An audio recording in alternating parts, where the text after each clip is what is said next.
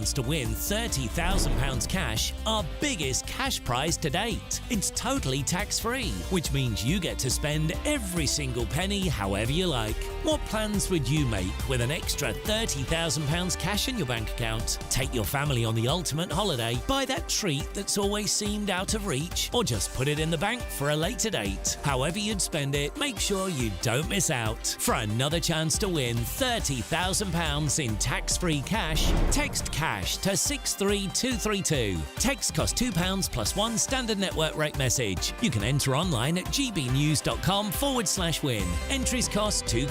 Or post your name and number to GB07 PO Box 8690 Derby DE1 9TT. UK only. Entrance must be 18 or over. Lines close at 5 p.m. on the 30th of August. Please check the closing time if listening or watching on demand. Good luck. In the GB newsroom, we bring you the news as it happens. With our team of dedicated journalists across the UK, GB News brings you accurate reporting of the day's topical agenda. When the news breaks, wherever and whenever it's happening, We'll be there.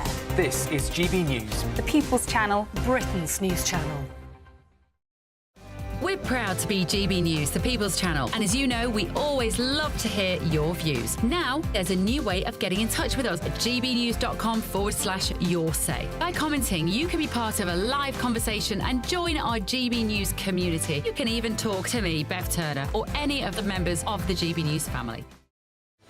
I'm Patrick Christie's. Every weeknight from 9, I bring you 2 hours of unmissable, explosive debate and headline-grabbing interviews. What impact has that had? We got death threats and the bomb threat and so on. As time passes, She could have said Scone. you made my argument for me. My guest and I tackle the issues that really matter, with a sharp take on every story. Went everywhere. Something practical could be done. I can become something different. Patrick Christie's tonight from 9 p.m. only on GB News, Britain's news channel.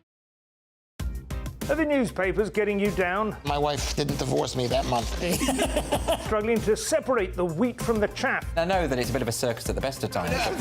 Well, don't worry, Headliners has got you covered. We'll take the burden of reading the day's news, and if we get depressed, who cares? It's an occupational hazard, frankly. That's Headliners on GB News from 11 p.m. till midnight, and the following morning, 5 till 6 a.m. on GB News, the comedy channel. Nah, just kidding. Britain's news channel.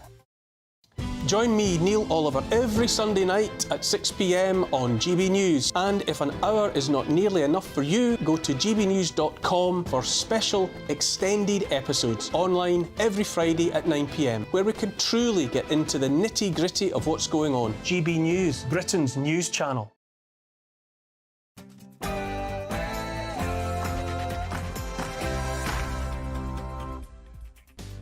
A very good afternoon to you and a happy Monday. It's 3 p.m. and welcome to the Martin Daubney Show on GB News. We're broadcasting live from the heart of Westminster all across the UK. Today, new Home Secretary Yvette Cooper unveils her Border Security Command with the goal of cutting illegal immigration. We'll be live from Dover, where the boats still continue to roll ashore. With the Rwanda bill scrapped, will we see what Nigel Farage is calling a Star Marder? Next up, new Chancellor Rachel Reeves has promised to rip up rules on planning within days and build thousands of new homes on Greenbelt land to ease the housing crisis. With pylons and wind farms also given the go-ahead, will Britain's green and pleasant land be forever changed? I'll also bring you a big interview with Nigel Farage, and as you'd expect, the new Member of Parliament for Clacton-on-Sea has not pulled any punches. And stay tuned to hear from the Tory Member of Parliament who wants to be the party's new leader, who says Mr Farage has no future in the Conservative Party. And England laid their penalty demons finally to rest against the Swiss on Saturday, and now all eyes are on a semi-final clash against the Netherlands on Wednesday. Big question, is it time for Gareth Southgate to do the unthinkable and drop a shattered Harry Kane? That's all coming in your next hour.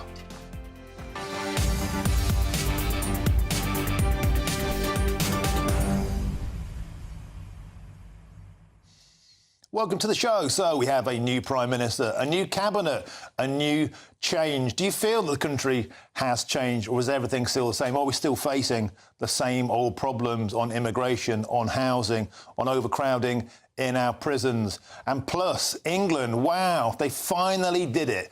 Absolutely legendary penalty performance. But now looking ahead, who'd think the thing that we almost feared the most now is the thing we're best at. But on the field, we need to improve. Is it time to drop Harry Kane? He looks completely worn out. Now, get in touch with all your views, usual ways. Plus, Keir Starmer is cozying up to Brussels already on the first Monday of his government. Didn't we tell you so? GBNews.com/your say is your way to get involved. But first, it's your headlines with Sam Francis.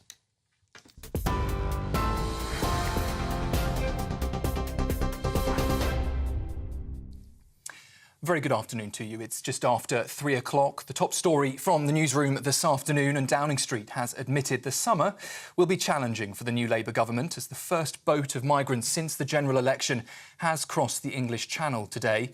The group of 64 illegal migrants was intercepted by a border force vessel and then taken to a migrant processing centre in Dover Harbour. It brings the total number of migrants crossing the Channel so far this year to now 13,500 people. That's up 12% on the same time last year. Well, those latest small boat arrivals come as the former Prime Minister, Tony Blair, is urging the new government to bring in digital ID cards to control immigration. However, the Home Secretary says it's not part of Labour's policy. Instead, Yvette Cooper insists that setting up a new border security command will bring an end to people smuggling across the English Channel. And it comes after Sir Keir Starmer announced the Rwanda scheme is, he says, dead and buried, claiming he's not prepared to continue with gimmick politics. But Conservative MP and former Government Minister Kevin Hollinrake told us earlier he thinks that is a huge mistake. Setting up a major new approach to law enforcement against the criminal gangs who are undermining our border security and putting lives at risk. This will be a major new border security command that will bring together the work of the National Crime Agency, the work of the border force, the work that happens along the Channel, but also the way that these networks stretch right across Europe to go after the gangs that are profiting from this dangerous trade in people and undermining our borders. Well, Yvette Cooper's comments come after Sir Keir Starmer announced that the Rwanda scheme is dead and buried, as I just mentioned, and claimed that he's not prepared to continue with gimmick politics. And we've just been hearing from Sir Kevin Hollinrake as well on the Conservatives' comments regarding Yvette Cooper's statement. Well, the Prime Minister has been meeting leaders in Northern Ireland, vowing to end instability. And Sir Keir Starmer's also insisted his government can get a better deal with the EU than Boris Johnson managed to achieve. And he then went on to Wales, where he met with the First Minister of Wales on the last leg of his UK tour to reset the relationship between Westminster and devolved nations. Apologies there for the wrong camera shot. Let's take a listen. One thing about the Rwanda legislation is, for the first time, illegal migrants coming over the Channel went into detention rather than into hotels. What the Labour government will do by scrapping that legislation, they release all those people from detention and they'll now go into hotels or council flats. That's absolutely wrong. We warned it at the time. The Labour Party's strategy on this, in terms of smashing the gangs, is completely flawed. It won't work. Of course you smash the gangs, but that's not the only solution you need. While the Prime Minister is continuing his UK tour, the Chancellor's announced there's no time to waste in boosting economic growth and that she's making it her national mission. In her first major speech, Rachel Reeves, the Chancellor, has promised major changes to speed up infrastructure projects and to unlock private investment. And she's also argued that 14 years of Conservative rule has, she claims, cost £140 billion in lost growth. I have repeatedly warned that whoever won the general election would inherit the worst set of circumstances since the Second World War. What I have seen in the past 72 hours has only confirmed that. Our economy has been held back by decisions deferred and decisions ducked. Political self-interest put ahead of the national interest. A government that put party first and country second. In Ukraine, Russia has denied deliberately targeting a children's hospital in the capital, instead claiming the damage was caused by Kyiv's own air defence missiles. If you're watching on television, you can see here live pictures of the scene where that hospital has been attacked and left in ruins. These are the latest pictures where rescue workers at that hospital are now searching the rubble for survivors. President Volodymyr Zelensky saying in the last few hours that he does believe more survivors are still to be found, and held a 1-minute silence whilst on a trip to Poland. That attack comes as reports of at least 20 people killed and over 120 injured after missiles reportedly hit multiple cities across Ukraine. President Volodymyr Zelensky saying today as well that the world should see what Russia is and what it is doing. Moscow, though, says it did target objects of Ukrainian military and infrastructure and aviation bases, but has denied targeting any civilian infrastructure. In the US, Joe Biden's vowing to stay in the race for the White House, claiming losing is not an option against Donald Trump. In a message to Democrats in Congress, the president said voters alone pick presidential nominees, not pundits, donors, nor the press. He's also told American media he's confident the average voter still wants him in power. And it comes amid calls from some Democrats for Biden to step aside and let a younger candidate take on the role. That's after his shaky debate performance. However, he claims he simply had a bad night. And staying in the US, Hurricane Beryl has made landfall in Texas after the approaching storm has forced the closure of major oil ports and flight cancellations. Beryl, the earliest Category 5 hurricane on record, was packing winds of up to 80 miles an hour, but the storm is now expected to weaken.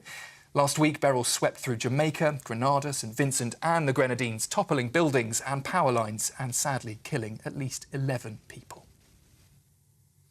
Those are the latest GB News headlines for now. I'm Sam Francis, back for another update at 3:30. For the very latest GB News direct to your smartphone, sign up to News Alerts by scanning the QR code or go to gbnews.com/alerts.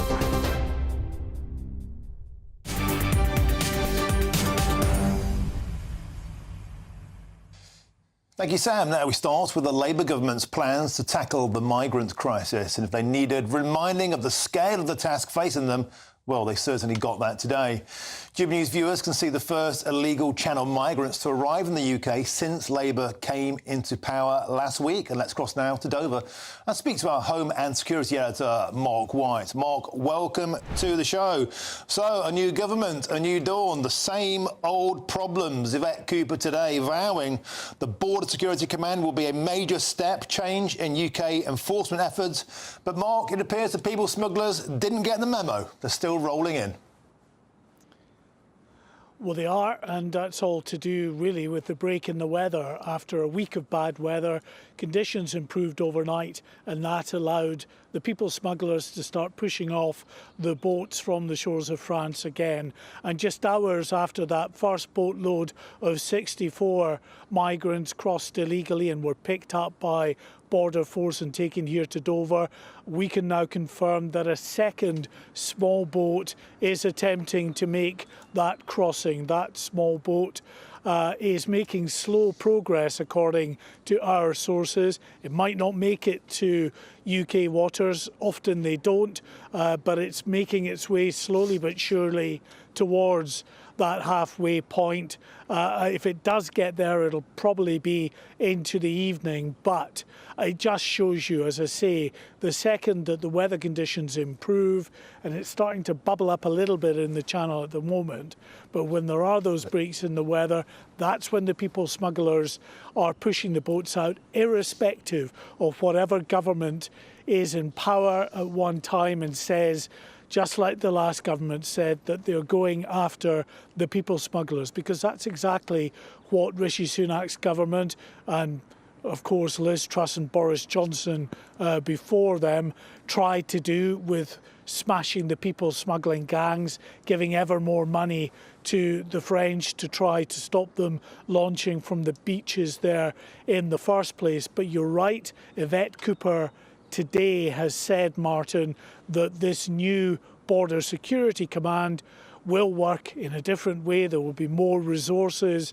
money that should have gone to the Rwanda scheme now being funneled into the Border Security Command. That will mean more staff and more in the way of expert resources such as the intelligence services to go after the gangs further up the chain. Setting up a major new approach to law enforcement against the criminal gangs who are undermining our border security and putting lives at risk. This will be a major new border security command that will bring together the work of the National Crime Agency, the work of the Border Force, the work that happens along the Channel, but also the way that these networks stretch right across Europe to go after the gangs that are profiting from this dangerous trade in people and undermining our borders. So Yvette Cooper there is confident that the new approach that they are adopting, bringing together many of the agencies that have already been brought together already across the other side of the Channel and working with their colleagues in Europe and elsewhere to smash the gangs. She's convinced that the new command as set up by the new Labour government will actually be more effective than what's gone before. So, Mark, the big question is there anything remotely new under the bonnet of this, or is it stuff we've all heard before? Is it merely reheated offerings? Well, I think critics of this scheme as put forward by the new Labour government would suggest that it is reheated. I think it is true to say that there will be millions of pounds of extra funding that's going into this new command, money that would have gone to the Rwanda deterrent, which is no longer going there, as Keir Starmer confirmed over the weekend that it is now dead and buried. But in doing that, of course, there is an interesting dilemma for this new government going forward in what to do with those asylum seekers, failed asylum seekers that they want to get rid of from the UK and indeed other illegal immigrants. What do you do when they are, like so many of those coming across in the small boats from countries like Iran and Syria and Iraq, countries that you would never be able to send those asylum seekers back to because it would be disputed and successfully disputed in the courts. So what do you do with these people if you don't have a country like Rwanda, a safe third country, to send these people to? That's a big question. Thank you very much for joining us. Mark White there from Dover. The boats keep continuing to roll in. And as you just saw there, a second small migrant boat is attempting to cross the Channel as we speak. Let's talk now to Kevin Saunders, who's the former Chief Immigration Officer of UK Border Force. Kev, welcome to the show. So, new government, same old problems. Yeah, good afternoon, Martin. It is. It's exactly the same, isn't it? The new Border Force Command is going to get loads of money, but I'm not quite sure what they're going to do with it all. I understand that the Home Secretary is going to put 1,000 officers into it. Well, where's she going to get them from? And what are they actually going to do? Because you've got to look at the problem that we've got in northern France. And the problem is not so much the gangs, it is the migrants that want to come to the UK. All the gangs are doing is facilitating that. You have to make the UK less attractive, which is what the Conservatives were trying to do with Rwanda. Now Rwanda's gone, there is nothing to make the UK look unattractive. In fact, it's the converse. It looks very attractive to come now. So Kevin, that's the big problem. Kevin, a lot of people before this election were saying that scrapping Rwanda, you've argued for many, many months that offshore containment, a deterrent, is the only thing which gets rid of that pull factor. Day one, that's been ditched. Instead, people have been saying this effectively appears to roll out the red carpet with no deterrent. And how on earth can you smash the gangs when it's a multi-million pound industry? If you get rid of one gang, another one will just crop up into its place, won't it, Kevin? Yes, it will, which is why instead of going after the gangs in isolation, which is what it would appear that the new Home Secretary is saying, we have to make the UK unattractive. We have to say to the migrants, look, you're not going to get the red carpet treatment when you get here. Did you know, Martin, that the Kurds in northern France have actually got a name now for Keir Starmer? They think because they think he is going to be so wonderful for illegal migration. What's the name? I think they're calling him the Happy Man. You know, they might think he's the happy man, but a lot of voters and viewers watching GB News won't be especially happy if it seems all this tough talk won't precipitate in cutting down the numbers. Kevin, you understand how these gangs work. You understand how the networks operate. With that deterrent factor gone of Rwanda, now we all know it was imperfect. I mean, only 2 people went and they volunteered. But with that gone, with the likelihood of being deported sort of vanishingly small, it's like 2% are ever deported. They can say they come from a country where their life would be in danger. The human rights industry steps in. This plan on day one, Kevin Saunders, is it going to cut down numbers, or is it going to actually make Britain more attractive? I think it makes the UK look a lot more attractive, and I think we're going to have some big problems because we have to house all the people that are here.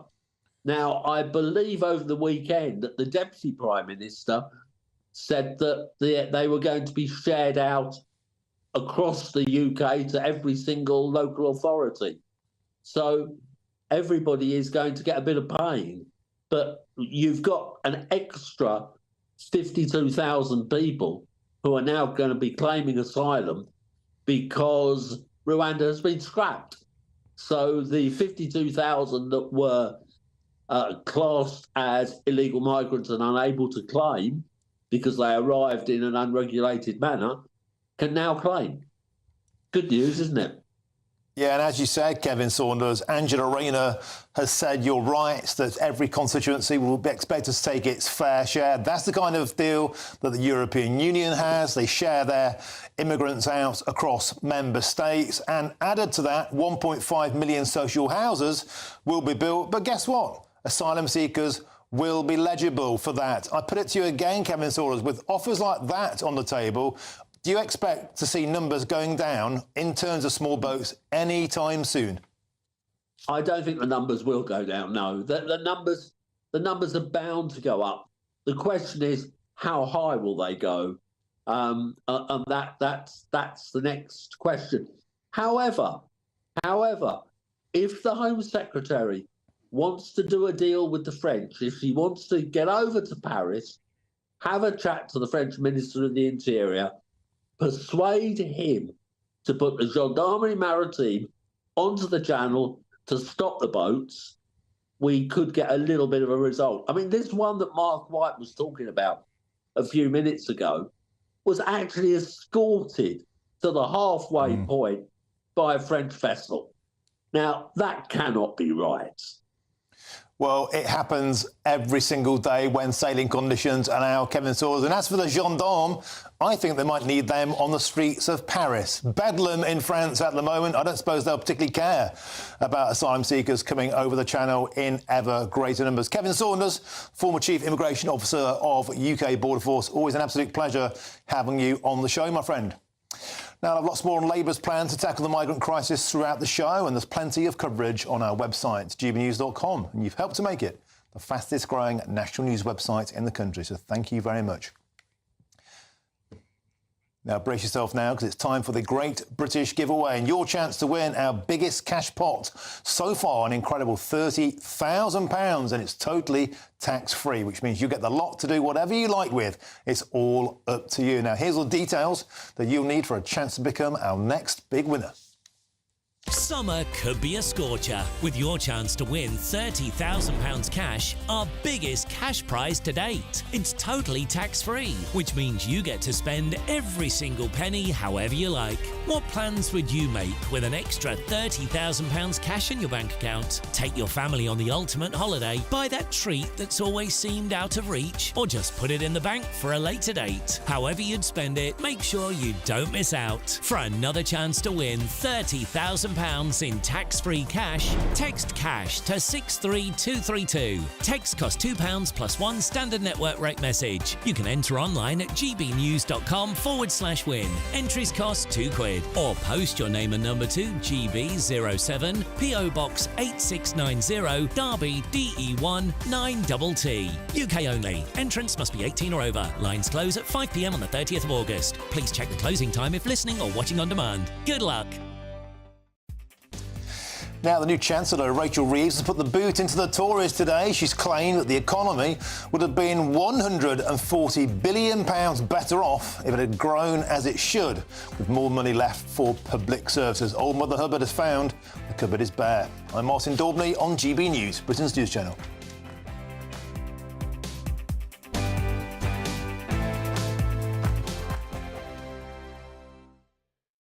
Join me, Neil Oliver, every Sunday night at 6 p.m. on GB News. And if an hour is not nearly enough for you, go to gbnews.com for special extended episodes online every Friday at 9 p.m, where we can truly get into the nitty-gritty of what's going on. GB News, Britain's news channel.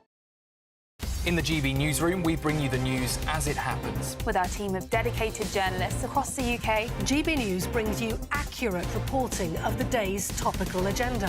When the news breaks, wherever and whenever it's happening, we'll be there. This is GB News, the People's Channel, Britain's news channel. Britain's newsroom, weekday mornings from 9:30. He fell into a coma. His family, of course, absolutely distraught. Because Turkey is outside the European Union, it therefore doesn't count under the Global Health Insurance Card scheme, which means that he is liable for these costs, and the family say that he's being held there for until they pay at least half the £41,000 that is owed. One of our viewers here saying their premium, because they have health conditions, can be as much as £1,000. But if they're going to go overseas to, as you say, a non-EU country, they still should take it. That's the message here, isn't it? Don't take the risk.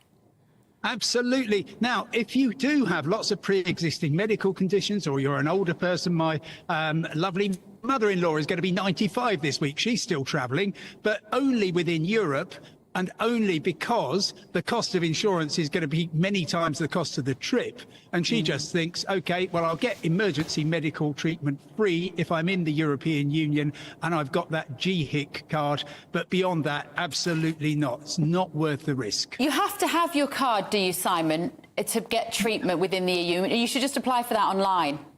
You should certainly apply for it online. Don't go to any of the scam sites that want to charge you money for it, because it's a free card. But actually, if you haven't, it's absolutely not a huge problem. Yes, you have to go through a bit of rigmarole, or at least your family do, to sort it out. But in general, if you go to a public hospital, they will treat you first and ask questions later in the European Union. And if you're a British resident, you should get it for free. Even if you forgot to get the GHIC card, they will sort it out eventually. Britain's election channel, GB News, the People's Channel.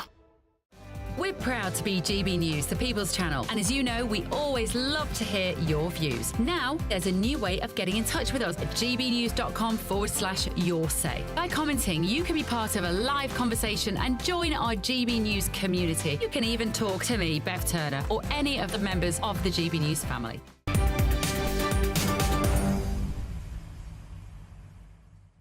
Welcome back. It's 3:25. I'm Martin Daubney, and this is GB News. Now, later this hour, we're across live to Germany, where England are getting ready for their big Euro 2024 semi-final showdown with the Netherlands. Now, some very, very strong words from the new Chancellor of the Exchequer, Rachel Reeves. She's branded the Conservatives' record in government as 14 years of chaos and economic irresponsibility, and insisted economic growth would be Labour's national mission. New Treasury analysis that I requested at the weekend shows that had the UK economy grown at just the average rate of other OECD economies this last 14 years, our economy today would be over £140 billion larger. This could have brought in an additional £58 billion in tax revenues in the last year alone. That's money that could have helped revitalise our schools, our hospitals and other public services. Well, we're going to now speak with the head of policy at Britain Remade, Sam Demetriou. Welcome to the show, Sam. So, it's a traditional part of a new government coming into power. The first thing they do is blame the last lot for the dreadful state that we're in. And here we go again. But this time, Sam, we really, really are in a pickle. Old Mother Hubbard has gone to the cupboard. Not only is the cupboard bare, with £2.7 trillion in debt. How can Labour grow their way out of this mess? The number one thing Labour can do, and I'm very glad that they've decided to make this a priority, is to fix our planning system so it is easier to build the homes, new sources of clean energy, transport links, data centres, film studios, reservoirs that our country desperately needs. And fixing that, if it can be done, will make a big dent in that £140 billion gap she talked about.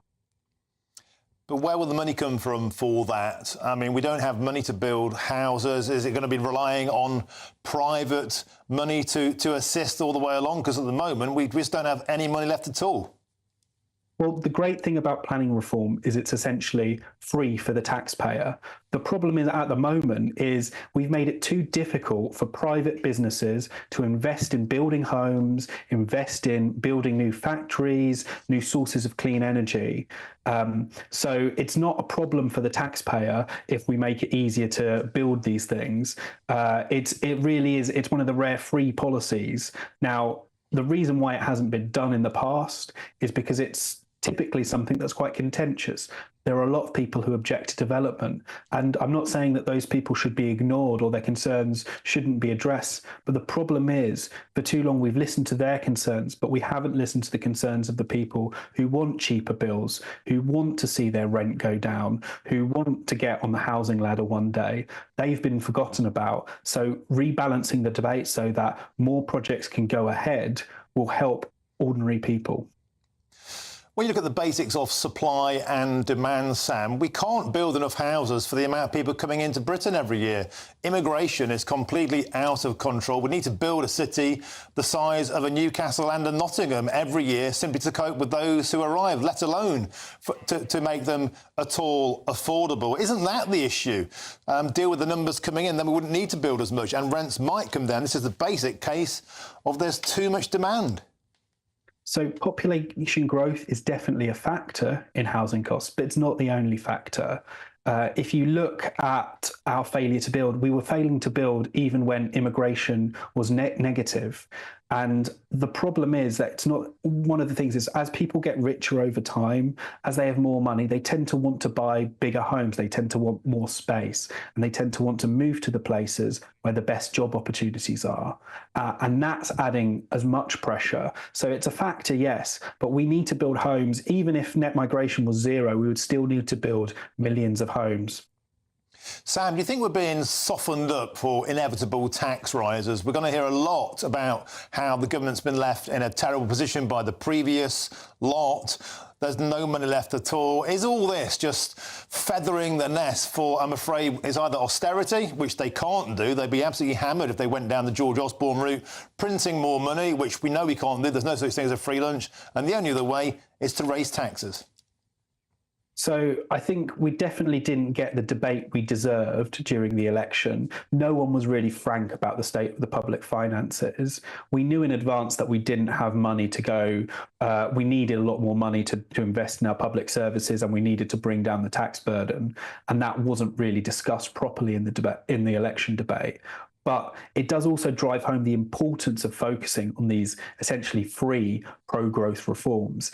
If you don't fix planning, if you don't, make it possible for us to build infrastructure at the cost that the French or the Spanish or the Germans do, rather than the sky-high costs that we do, so that if you want to build a road, for instance, between Kent and Essex, it doesn't require a 359,000-page planning application, which is what it does at the moment. We need to change that, and if we can change that, then it means that taxes won't have to go up by as much. It means that there'll be more money for public services, and that's got to be the priority. OK, great food for thought. Thanks for joining us, Sam Demetriou, Head of Policy at Britain Remade. Thank you very much. There's lots more still to come between now and 4 o'clock, and we'll bring you an extended interview with Mr Nigel Farage as he starts his first full week as a Member of Parliament. But first, it's your headlines with Sam Francis.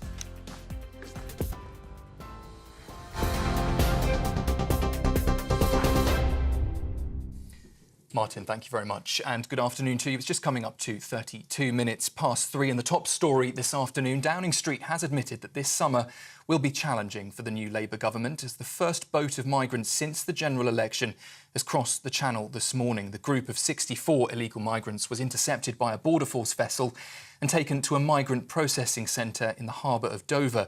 It brings the total number of migrants crossing so far this year to 13,500 people. That's up 12% on the same time last year. And the latest small boat arrivals come as former Prime Minister Sir Tony Blair is urging the new government to bring in digital ID cards to control immigration. However, the Home Secretary says it's not part of Labour's policy. Instead, that Cooper insists setting up a new border security command will bring an end to people smuggling across the Channel. And it comes after Sir Keir Starmer announced the Rwanda scheme is, he says, dead and buried, claiming he's not prepared to continue with gimmick politics. And the Chancellor is announcing that new Labour government is ripping up planning rules to build more homes, claiming she's prepared for short-term political pain to get Britain building again. In her first major speech, Rachel Reeves said she ordered officials to produce an assessment of the financial mess left by the Conservatives. And she's also argued that 14 years of Tory rule has cost £140 billion in lost growth. In Ukraine, the president there is vowing to retaliate after a Russian missile strike has killed at least now 29 people and left a children's hospital in the capital in ruins. These are live pictures of the scene where that hospital has been damaged, left in ruins, and you can see there various people from the emergency services attending to the scene, hoping to recover as many survivors as possible. The President, Volodymyr Zelensky, saying he does believe that there are people still to be found. It has been the largest barrage of missiles across Ukraine overnight for several months. World leaders, meanwhile, are preparing to head to a NATO summit tomorrow, where Volodymyr Zelensky is expected to call on Kyiv's allies to give a firm response to today's attack. And in France, voters are facing an uncertain future after parliamentary elections there, but there won't be a right-wing government. Marine Le Pen's National Rally came third, despite expectations it would top the poll. Protesters had clashed last night with riot police in Paris after those results were announced, leading to a likely hung parliament. The left-wing New Popular Front coalition is predicted to win, with President Macron's centrist group coming in second place. And finally, Boeing has agreed to pay £190 million in fines to authorities in the US to avoid a criminal trial over 2 crashes of its 737 MAX jetliners. The plane makers pleaded guilty to a fraud charge following the deaths of 346 passengers and crew in 2018 and 2019. But families of the victims have criticised the decision, saying it allows Boeing to avoid full responsibility. Those are the latest GB News headlines for now. I'm Sam Francis. Polly Middlehurst will have your next update at 4 o'clock. Until then, have a good afternoon. For the very latest GB News direct to your smartphone, sign up to News Alerts by scanning the QR code or go to gbnews.com/alerts. Cheers Britannia Wine Club proudly sponsors the GB News Financial Report. And let's take a quick look at the markets for you this afternoon. The pound will buy you $1.2843 and €1.1846. The price of gold this hour, £1,850 and 19 pence per ounce. And the FTSE 100 is at 8,210 points. Cheers Britannia Wine Club proudly sponsors the GB News Financial Report.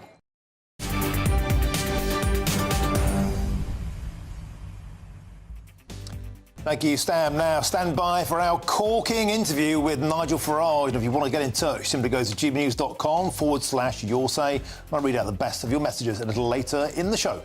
I'm Martin Daubney on GB News, Britain's news channel. Hello. I'm here with your latest GB News weather forecast coming to you from the Met Office. It is going to turn pretty wet for many of us as we go through the rest of today, overnight and into tomorrow, because there is a system that is pushing its way northwards, and this is going to bring a lot of cloud and some heavy persistent rain, especially across parts of the southwest as we go through this evening and overnight, with a warning out because we are likely to see some disruption. Some flooding's possible, as well as some difficult driving conditions too. That rain will spread across much of England and Wales as we go through the night, so a wet picture for many of us. It does mean temperatures are generally going to hold up, so a mild start to the day for many. Though further north across parts of Scotland in particular, here there will be clear skies overnight, so it could be a bit fresh first thing. However, once the sun comes up, we will see our temperatures lifting a little bit, although they are likely to stay a bit below average for the time of year generally. But a mostly fine picture through the morning across much of Scotland. Rain starting to push its way in across parts of Northern Ireland and spreading across much of the northern half of England and Wales too. Further south, the heavy persistent rain will have cleared through by around 8-9 o'clock in the morning, but it is going to stay pretty cloudy for many, and there will be further outbreaks of rain, these continuing as we go through the day, and there could still be some heavy ones. The more persistent rain, though, will be spilling its way across parts of northern England into Northern Ireland and into southern Scotland, across the far northwest of Scotland, clinging on to some drier weather for a time. Like I said, though, temperatures a little disappointing for the time of year. We may just about scrape into the low 20s where we get any drier or possibly brighter breaks. That rain in the north continues to edge a bit further northwards, the far northwest of Scotland, clinging on to some fine weather through the evening. Elsewhere, quite a bit of cloud, and there will be some outbreaks of rain around. Some very wet weather to come across northern parts on Wednesday. Otherwise, there is a drying trend as we go through this week. Bye-bye. The latest GB News travel.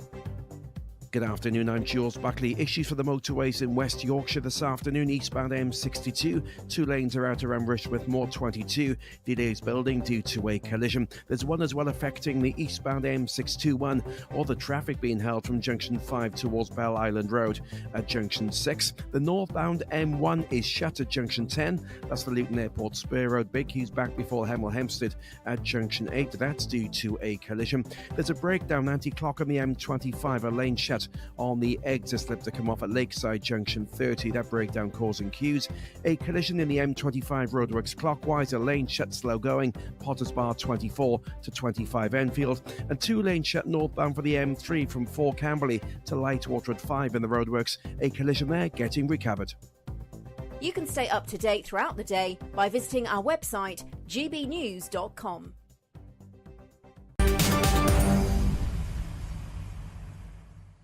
Welcome back. It's 3:39. I'm Martin Daubney on GB News. Now, later in the show, we'll cross live to Paris, where the French are revolting once again after a hard left alliance won yesterday's election.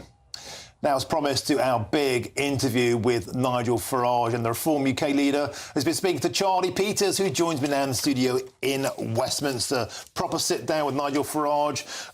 The magnitude of the task facing him is enormous. What did he tell you? Well, the big thing we're focusing on, first and foremost, is the small boats. The new Home Secretary, Yvette Cooper, has launched this Border Security Command, and I asked Nigel Farage what he thought of it and if he thought it would be successful. Look, you know, Border Security Command is just a name. Have a think about what's been done over the last 4 years. The Royal Navy are going to be in the Channel. The RAF will be patrolling the Channel. We've heard this again and again and again. I mean, do you not think that all of our intelligence services hadn't been working very hard on this for the last 4 years? Of course they have. None of this works unless you deport people who come illegally. Interestingly, the last Labour governments did deport a lot of people, tens of thousands a year in some years. Since then, the European Court of Human Rights has become more activist, more engaged, more involved in a broader area of our lives. I don't think, all the while we're involved with that, all the while we observe the principles of a 1951 convention that applies to the United Nations that is now hopelessly out of date and was designed for a post-war world, all the while that those international agreements sit above British law, I don't think we'll solve any of this. And there's some evidence that the trafficking gangs have been telling people over the last month, just wait until Labour win, and then you're guaranteed that to stay, you're guaranteed you won't go to Rwanda. So if we get some calm weather over the next few weeks, the numbers coming will be enormous. And you've obviously been very critical of the Tory effort on maintaining the borders. I expect we'll hear more of the same dealing with Labour's approach. You've described your own party's arrival into Parliament as a sort of a bridgehead. Just the 5 MPs with 14% of the vote. Is that a disappointing feeling? Breakthroughs are never disappointing. I mean, breakthroughs are always good. The first past the post system is absolutely brutal. We could have got over 4 million votes and no seats under this system. If we had PR, we'd be nearly 100 seats. I think the appetite for electoral change is going to come. Just think about this. For every one Reform MP, there are 800,000 votes behind them. For every Labour MP, fewer than 30,000. So you have first past the post can stop parties with big vote shares getting a small number of seats, but equally, it can give the Labour Party, with a third of the vote, 2/3 of the seats. So I think the argument for electoral reform is going to become very strong. But the biggest proponent of that argument is the Liberal Democrats, with 72 MPs off around 12% of the vote. Have they been in touch with you since the general election last week to say that they'd like to campaign with you to push forward electoral reform? No, they haven't, but I'm perfectly happy to work with them on it. It's been something they've campaigned for decades. Sadly, when Nick Clegg had the chance over a decade ago, we had a referendum on a system that wasn't proportional, was preferential, and couldn't be explained in a sentence. Quite how Nick Clegg sold the pass on this, I will never, ever know. There is a clear majority of the British public now think the system doesn't work. These results prove the system doesn't work. And actually, the low turnout shows you that just so many people can't see the point of taking part in these elections. Now, during the campaign, you said that the Tory brand was dead. But in the eyes of many commentators, they've actually exceeded expectations by avoiding that sort of existential wipeout. Are some of their MPs flirting with joining Reform now? Suella Braverman making some comments over the weekend. Would you let her into Reform? Look, here's the point. They're already in civil war. The election result, the ink is barely dry on the paper. And they're at war. You have people like Suella Braverman, people like the father of the house, Sir Edward Lee, who say, oh, we must welcome Nigel into the Conservative Party. And then you have the other wing, which is David Cameron, William Hague, and a big majority of the 121 MPs who would want nothing to do with me, with Reform. I'm being used at the minute as part of the argument in the middle, but the truth is, it's a broad church, the Conservative Party, with no shared religion of any kind at all. They will go into I suspect, lengthy period of internecine warfare. They are not an effective political force. Can 5 MPs in the House of Commons make a difference? Well, in the Commons itself, we can make arguments, but it's in the country. It's in the country where I'm going to be campaigning, right up to the local elections next year and on to, Welsh Parliament elections, etc., in the years to come. And I think we have a major opportunity to build a mass movement, grassroots organisation, and that's where the opposition will come. During your campaign, you faced several physical attacks, some in this town, in fact. Yeah. Now, on election night, we saw some Labour MPs facing intimidation from independent candidates. What did you make of that, and what have you thought about the discourse that's followed, with some people saying this is about toxic masculinity? Does that sound about right to you? So a year ago on GB News, I started saying over and over that we're headed for sectarian voting in British politics. And as with everything I do, everyone says, what a load of nonsense. I had guests on the Farage show saying you're talking complete rubbish. Well, we saw a specimen of this in the local elections earlier this year. We have 5 MPs elected to the House of Commons on a blatant anti-Israel ticket and all that implies. And Jess Phillips just about scraped back into her West Midlands seat. She was barracked pretty horribly at the count. And she goes on LBC and says, oh, no. It's just because they were men. Even when it's staring you in the face, they can't recognise the truth of what they've created. Don't forget, Labour opened the door, the Conservatives accelerated it. I mean, 1/3 people came last year from the Indian subcontinent. Now look, the vast majority are going to be great people. The vast majority will integrate. The vast majority will prop up local cricket clubs. The vast majority, a lot of them will become doctors and do terribly well. But there will be a significant number of that 1/3 that not only don't integrate with our way of life and our culture, but actually seek to overturn it. And that's what's going on. Fascinating stuff. Charlie Peters strikes me there. Now the dust has settled on the campaign, Nigel Farage is really seeing the magnitude of the task ahead of him. Absolutely, and it's a national task because he needs to build a political party. And we heard back when he launched his campaign, when he got stuck into the election just past, that he felt a sense of regret before doing so, that he was letting people down, and that was a kind of a spur-on-the-moment decision. And he hadn't realised until he got back into the game, as it were, how much work needed to be done. And we've heard complaints from him over the weekend that the party had more than a few bad apples among its candidates. Insufficient vetting had been done. But that's because there's no structure in Reform UK. There aren't local associations. The membership needs work. And all of that's being done while he's trying to build this national movement. So a significant effort to be made there to build that infrastructure if reform is to be successful. Charlie Peters, an excellent interview as ever. Thank you very much for joining me here in Westminster. Now, England's footballers just 2 games away from winning their first major trophy for 58 years. And they're doing it because of Gareth Southgate. Or is it in spite of him? I think you know what I think on that matter. Love the fella. I'm Martin Daubney on GB News, Britain's news channel.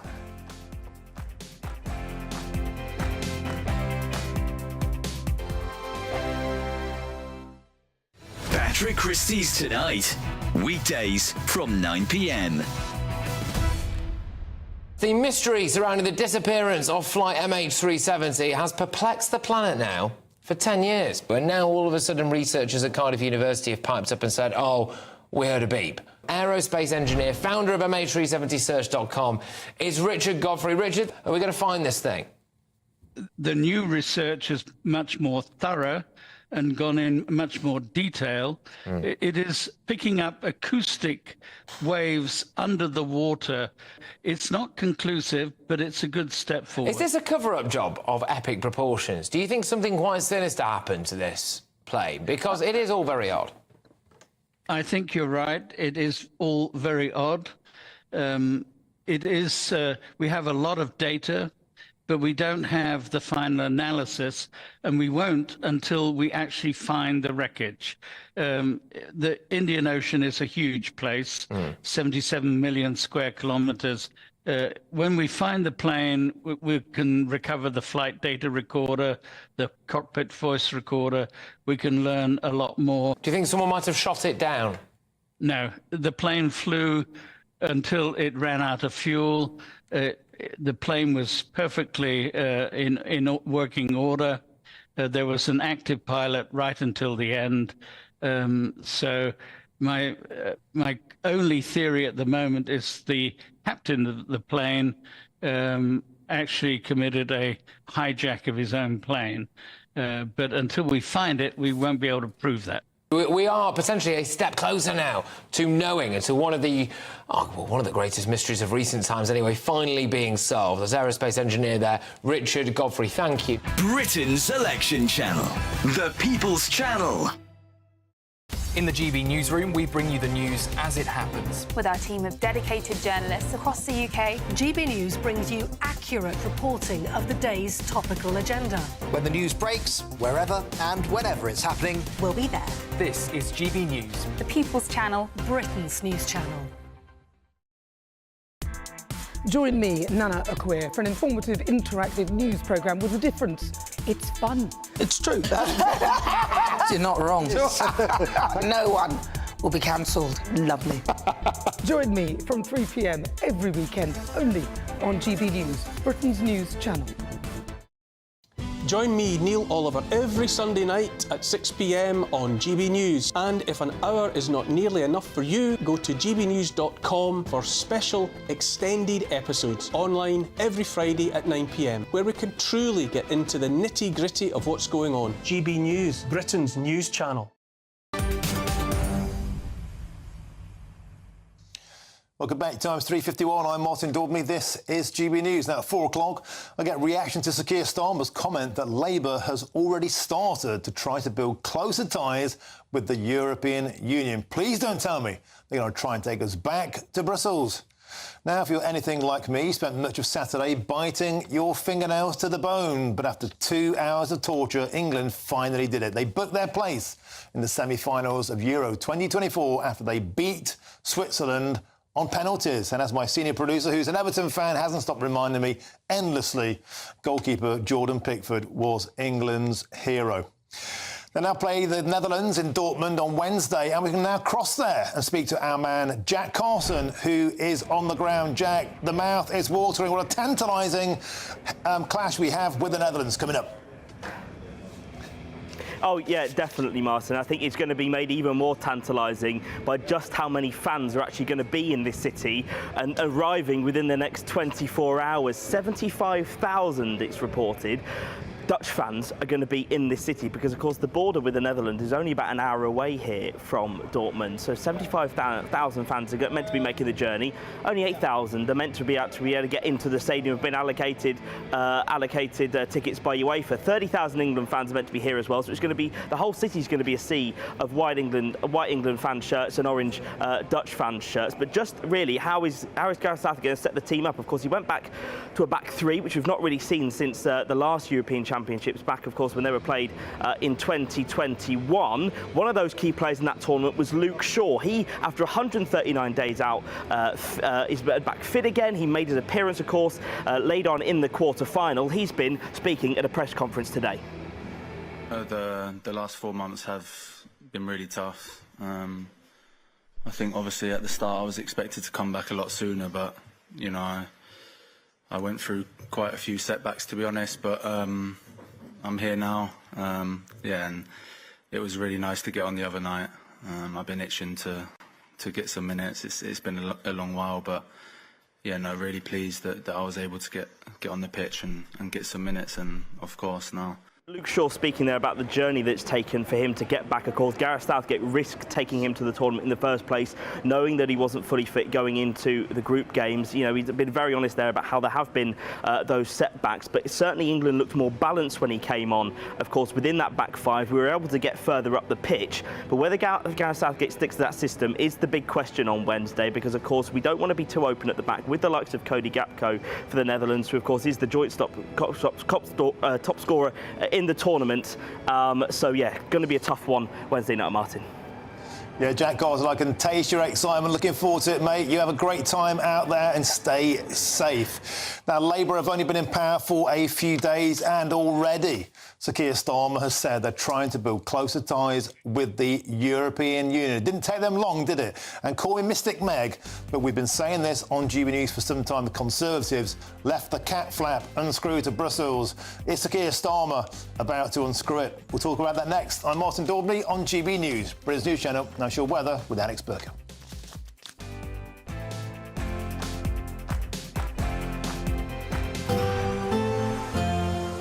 A brighter outlook with Box Solar, sponsors of weather on GB News.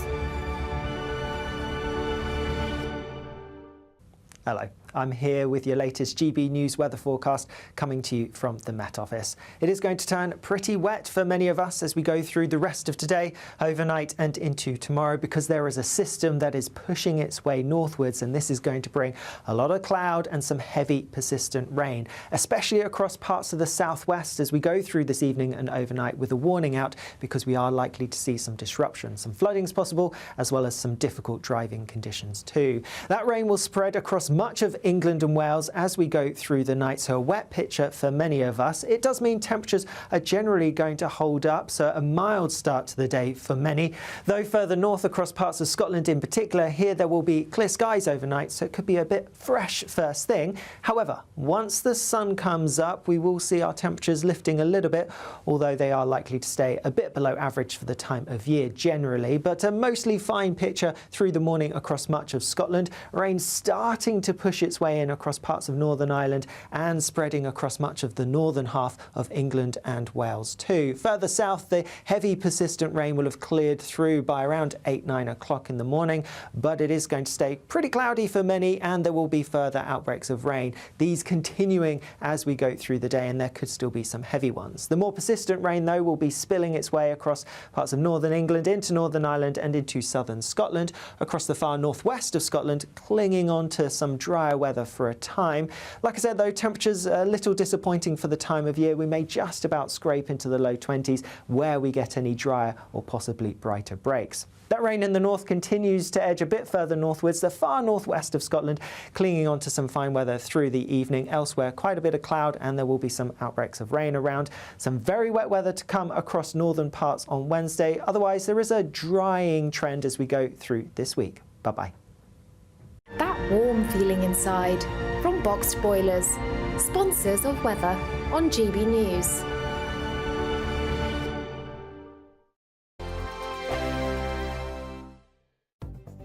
The latest GB News travel.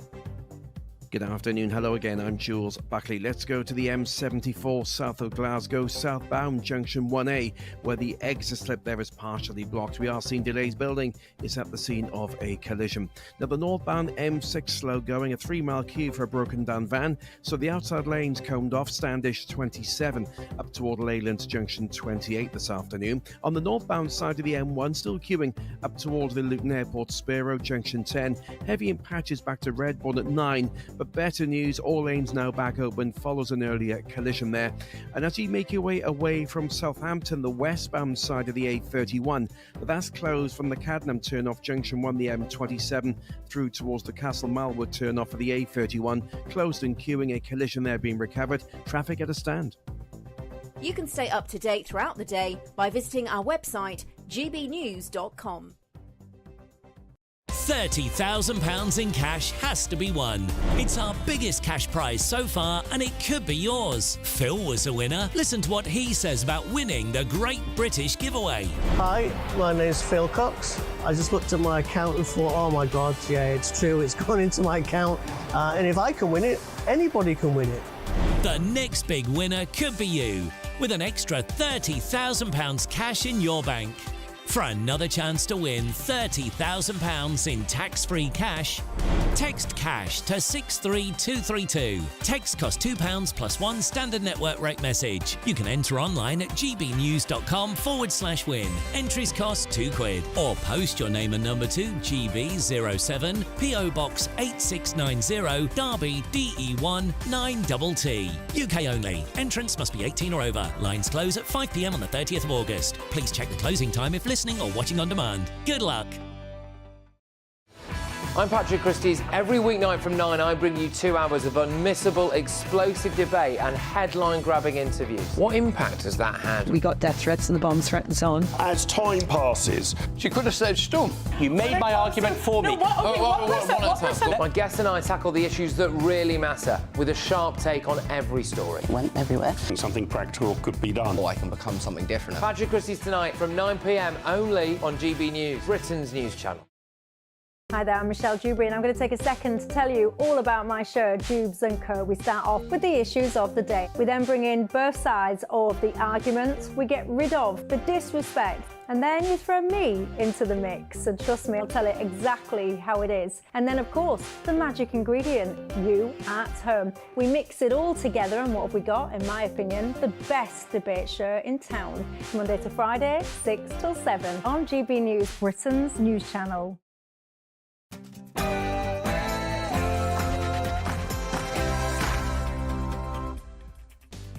A very, very good afternoon to you and a happy Monday. It's 4 p.m. and welcome to the Martin Daubney Show on GB News, broadcasting live from the heart of Westminster all across the UK. On today's show, it's only 4 days into a Labour government, but already Prime Minister Sir Keir Starmer is wooing the EU with talk of closer trade deals on the cards. Is this Starmer's first step in reversing a Brexit? Remember, he spent 3 years in opposition campaigning to cancel. Next up, new Home Secretary Yvette Cooper today unveils her Border Security Command with the goal of cutting illegal immigration. We'll be live from Dover, where, as you can see, the boats are still continuing to roll ashore. With the Rwanda bill scrapped, will we see what Nigel Farage is calling a Starmada arrive at Dover? And stand by for a big exclusive interview with former Immigration Minister Robert Jenrick, the man who many say will be the next leader of the Conservative Party, and you don't want to miss what he says about Nigel Farage. He puts the boot in. And England laid their penalty demons finally to rest against the Swiss on Saturday, and now all eyes are on our semi-final clash with the Netherlands on Wednesday. Is it time for Gareth Southgate to do the unthinkable and drop a shattered Harry Kane? That's all coming between now and 6 o'clock.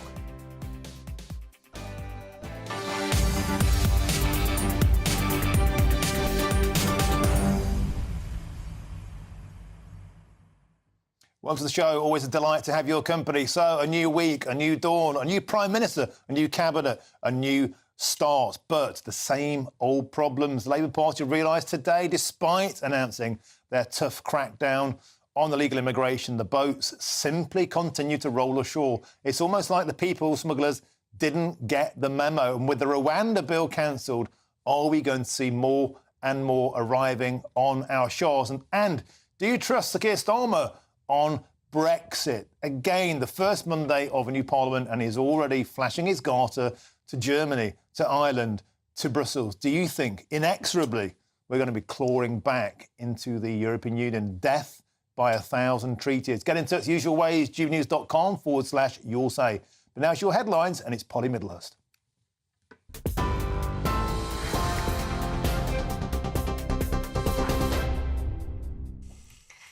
Martin, thank you, and good afternoon to you. Well, the top story from the GB Newsroom today is that Downing Street has admitted the summer will be challenging for new Labour government as the first boatful of migrants since the general election crossed the English Channel this morning. The group of 64 illegal migrants was intercepted by Border Force officials and taken to a migrant processing centre in Dover Harbour.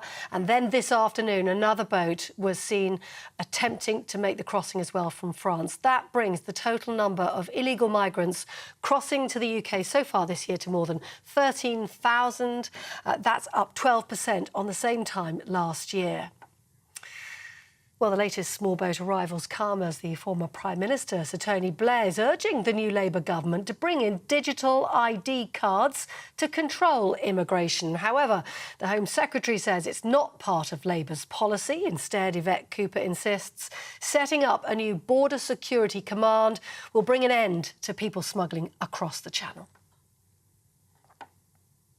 We're setting up a major new approach to law enforcement against the criminal gangs who are undermining our border security and putting lives at risk. This will be a major new Border Security Command that will bring together the work of the National Crime Agency, the work of the Border Force, the work that happens along the Channel, but also the way that these networks stretch right across Europe to go after the gangs that are profiting from this dangerous trade in people and undermining our borders. Yvette Cooper, well, that comes after Sir Keir Starmer announced that the Rwanda scheme is dead and buried, he said, claiming he's not prepared to continue with gimmick politics. The Conservative MP and former government minister Kevin Hollenreich told GB News this morning he thinks that's a huge mistake. One thing about the Rwanda legislation is for the first time illegal migrants coming over the Channel went into detention rather than into hotels. What the Labour government will do by scrapping that legislation, they release all those people from detention and they'll now go into hotels or council flats. That's absolutely wrong. We warned it at the time. The Labour Party strategy on this in terms of smashing the gangs is completely flawed. It won't work. Of course you smash the gangs, but that's not the only solution you need. Kevin Hollinrake there. Well, the Prime Minister's been meeting leaders in Northern Ireland today, vowing to end instability in the region. Sir Keir Starmer insisting his government can get a better deal with the EU than Boris Johnson ever managed to. He then went on to Wales, where he met with the Welsh First Minister on the last leg of his UK tour, trying to reset the relationship between Westminster and the devolved nations. It's very important to me to reset relations with Scotland, Northern Ireland and Wales, because I want to make sure that we collaborate, there's mutual respect and trust as we deliver for Scotland, for Northern Ireland and for Wales.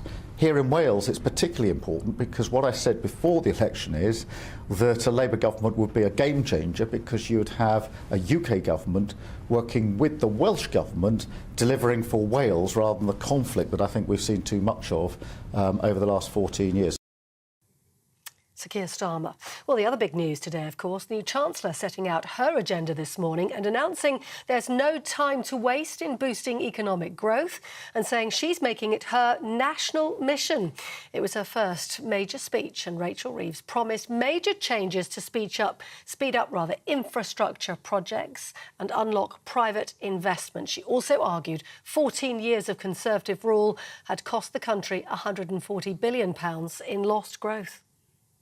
I have repeatedly warned that whoever won the general election would inherit the worst set of circumstances since the Second World War. What I have seen in the past 72 hours has only confirmed that. Our economy has been held back by decisions deferred and decisions ducked. Political self-interest put ahead of the national interest. A government that put party first and country second. Rachel Reeves. Now, in international news, Russia has denied deliberately targeting a children's hospital in Ukraine's capital, instead claiming the damage was caused by Kyiv's own air defence missiles. Well, more than 30 people are reported to have been killed in the missile strike and over 120 injured after the target was hit, as well as multiple cities across the country. President Volodymyr Zelensky saying the world should see what Russia is and what it is doing. Moscow, though, says it did target Ukrainian military infrastructure and aviation bases, but denied targeting civilian infrastructure. News from the United States, and Joe Biden is vowing to stay in the race for the White House, claiming losing is not an option against Donald Trump. In a message to Democrats in Congress, the president said voters alone pick presidential nominees, not pundits, donors or the press. He's also told American media he's confident the average voter still wants him in power. That comes amid calls from some Democrats for Biden to step aside and let a slightly younger candidate take on the role after his shaky debate performance on TV last week. However, he claims that was simply a bad night for him. Now, Hurricane Beryl has made landfall in the United States, in Texas, after approaching storm forces and forced the closure of major oil ports and disrupted flights at airports. Storm Beryl was gusting at up to 80 miles an hour. That weather system now expected to weaken as it trails across the southern United States. Last week, of course, Storm Beryl sweeping through Jamaica, Grenada, St. Vincent and the Grenadines, toppling buildings and power lines and claiming the lives of at least 11 people. Those are your latest GB News headlines for now. I'm Polly Middlehurst. I'm back with more in half an hour. See you then. For the very latest GB News direct to your smartphone, sign up to News Alerts by scanning the QR code or go to gbnews.com/alerts.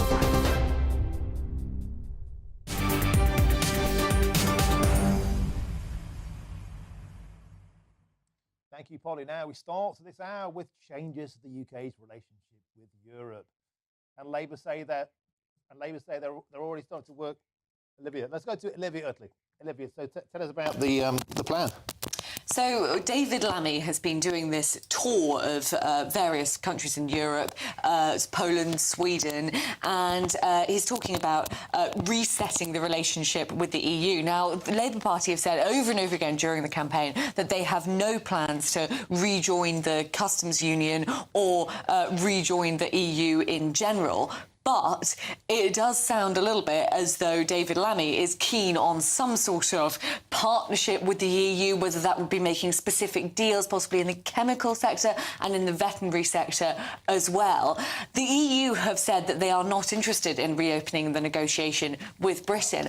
I mean, it could be they weren't interested in reopening that negotiation under the Conservatives because they didn't think they would get a better deal under the Conservatives. Might the relationship be very different for Labour?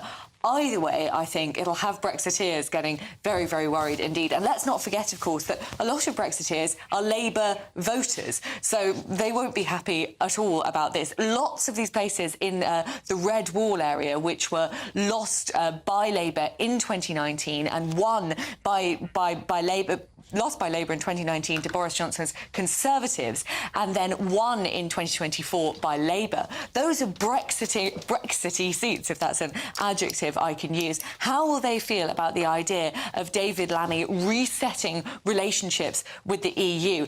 I think the way they're going to sort of package this up, because obviously the Labour Party is very aware that you know, talking about rejoining the EU is unpopular. People want the Brexit era just over. People don't want to talk about it anymore. They're going to say that this is the only way to achieve growth, and that's what we heard a lot about in Rachel Reeves's speech this morning. I was there, and Rachel Reeves essentially was saying, as we knew that she would, now we've seen the figures, things are worse than we realised before. So they're sort of laying the ground for both deals with the EU and possibly raising taxes. And David Lammy is on a charm offensive. He's going around Germany, he's going around Poland and Sweden, and the Irish Premier is saying they will do all they can to move closer ties to the European Union. Now, call me Mystic Meg, Olivia, but a lot of people would have seen this come in. We've heard time and time again from the Labour Party, from all of the top brass, we won't have a second referendum. We're not going to reverse Brexit. But is this a more covert way of doing it? The sort of death by 1,000 treated approach, a piecemeal deal with the Germans, a piecemeal deal with the Irish, a piecemeal deal with fishing quotas. This, to me, whiffs of a slow march towards rejoin. I think that could well be right. I mean, as you say, the Labour Party has been very, very clear that it won't be rejoining the EU. I think both the Conservatives and Labour are aware that people just don't really want to talk about Brexit either way anymore. And actually it was astonishing, really, given how the last 10 years have unfolded, how little any conversation of Brexit or Britain's relationship with the EU featured in the campaign at all. So, as you say, what seems much more likely than a sort of big referendum or a push to rejoin the customs union is the Labour Party quietly doing deals with various European countries and potentially sort of sector deals with the whole of the EU, sort of specific sector deals in chemicals and in veterinary, as I say. So not actually technically rejoining, but sort of perhaps very, very slowly moving towards a model which is aligned, shall we say, with the EU. That's basically a slow march towards rejoin. Olivia Utley, always a pleasure to have you in the studio. Thank you very much. I'm joined now by the Chief Executive of the Independent Business Network and the former CEO of Labour Leave, Brendan Chilton. Brendan, welcome to the show. No way on earth we'll be rejoining the European Union. We've heard endlessly from the Labour Party, and yet it's the first Monday morning of a new regime. And closer deals, closer alignment, top of the menu. Call me a cynic. Is this a long march towards rejoining the European Union? Well, I campaigned for us to leave the European Union just as strongly as many others. I don't actually believe this is the march back to Europe. One of the things the Labour Party said in its manifesto, and which successive Labour figures have said, is that we will not be joining the EU, customs union or single market. Now, on the specifics of this, we have to remember this is taking place under a framework set up by the previous Conservative government. There will be a renegotiation of several, not a renegotiation, but a resetting of several strands of our relationship with Europe next year. So this was going to happen whoever won the election. Now, for the specific issues that Keir Starmer and David Lammy have raised, namely the first one that is most important to me and probably many of your listeners, is the migrant crisis. We've got to work with Europe on this, and unfortunately the last government didn't, which is why we had so many crossing the Channel, not far from where I am now in Kent, we can't simply say we're going to stop the boats if we're not going to have a conversation with the French, who control the other half of the Channel, and similarly with the Belgians as well. And then, of course, other countries further in Europe to encourage them to take action to stop those people moving through Europe and coming to the UK. So I don't see this as a threat to Brexit or a reversal of Brexit. I see it as actually beyond Brexit. Brexit's happened, and we're now dealing with an assortment of issues outside the European Union, but we always said outside the EU we would still work with the EU. But we already work with the French before. We give them £500 million a year, and the numbers went through the roof. 13,500 small boat arrivals already this year, 12% increase on the previous year. And on the first day of this new dawn, the boats are still rolling into Dover. But on the point of the Brexit deal itself, Michel Barnier was an excellent negotiator. Baked into that deal are treaty clauses which will catch anybody who tries to toughen up on Brexit. The fishing quotas, they're up for grabs in 2026. And if we try and change them, then we could lose out on getting cheap electricity from the European Union. And anyway, we hear from Brussels all the time, Brendan, they don't want to tinker with the deal. They're happy with the deal. They want a full rejoin, or we can clear off. So this might sound great on paper. This might please the Remain voting bloc of the Labour Party, but in actual fact, Brussels don't want to negotiate. They want us back in too. Well, of course, just dealing with the first point on the boats, Yvette Cooper has today announced the new beefed up border security force. Of course, Labour only won the election on Thursday. The boats are still going to roll, unfortunately. But once that border force is in place, and we hope we can get people recruited and trained up over the summer, we should see those numbers coming down. But you are absolutely right. The last government did give the French an enormous amount of money, but unfortunately, they didn't put the infrastructure in on our side of the Channel to stop those boats crossing. Labour are hopefully going to tackle that with the new border force. Now, on the specifics of the treaty, once again, I don't disagree with you. The treaty negotiated by Boris Johnson was a terrible treaty. He gave an enormous amount to the European Union, including, by the way, Northern Ireland, which is essentially a satellite of the European Union. If we can have a negotiation under Keir Starmer or changing certain aspects of the treaty, I mean, as far as I'm aware, we haven't had a definitive no yet from the European Commission. If we get a definitive no, then it's done for. But if we can come to an arrangement whereby it is easier for businesses to trade between Great Britain and Northern Ireland, if we can get those boats stopped, and if we can come to other arrangements that improve trading relationships, I'm all for free trade. If we can have better trade with Europe and other countries around the world, let's do it. Well, Brendan, trade, imports and exports to the EU have all increased since Brexit, and Michel Barnier has warned all along any kind of renegotiation means we must accept freedom of movement. That, many think, will be a total betrayal of the Brexit referendum. Look, we've got to leave it there. Thanks very much for joining us, the former CEO of Labour Leave, Brendan Chilton. Pleasure to have him on the show. Thank you very much. Now it's time now for the Great British Giveaway and your chance to win our biggest cash prize so far, an incredible £30,000, and it's totally tax-free, which means you'll get the lot to do whatever you like with. And here's all the details that you need for a chance to become our next massive winner. £30,000 in cash has to be won. It's our biggest cash prize so far, and it could be yours. Phil was a winner. Listen to what he says about winning the Great British Giveaway. Hi, my name's Phil Cox. I just looked at my account and thought, oh my God, yeah, it's true, it's gone into my account. And if I can win it, anybody can win it. The next big winner could be you, with an extra £30,000 cash in your bank. For another chance to win £30,000 in tax-free cash, text CASH to 63232. Text costs £2 plus one standard network rate message. You can enter online at gbnews.com/win. Entries cost £2. Or post your name and number to GB07 PO Box 8690 Derby DE1 9TT. UK only. Entrants must be 18 or over. Lines close at 5 p.m. on the 30th of August. Please check the closing time if listening or watching on demand. Good luck.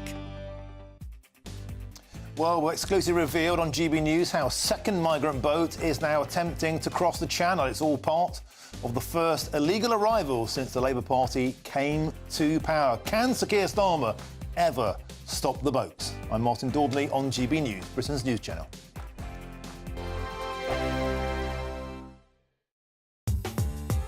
I'm Christopher Hope. From pop stars to politicians, I'll interview anybody in a pub who's got a political opinion. Join me every Friday on Spotify, Apple Podcasts, YouTube or gbnews.com, or wherever you get your podcasts. This is GB News, the People's Channel. This is GB News, Britain's news channel. In World War I, 309 men from Britain and the Commonwealth never came home because they'd been shot at dawn. The majority were killed for desertion, cowardice and sleeping at post. Appearing at their court-martials and told they'd brought shame on their country, these men had no opportunity to defend themselves and were executed by a firing squad.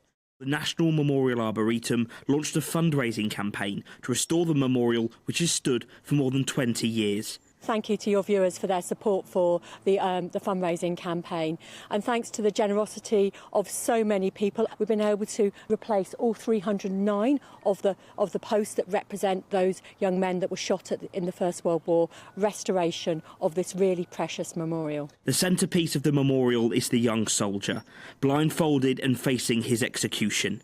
In September 1916, Private Harry Farr was ordered to the front. Already suffering from shell shock, he was overwhelmed and refused his orders.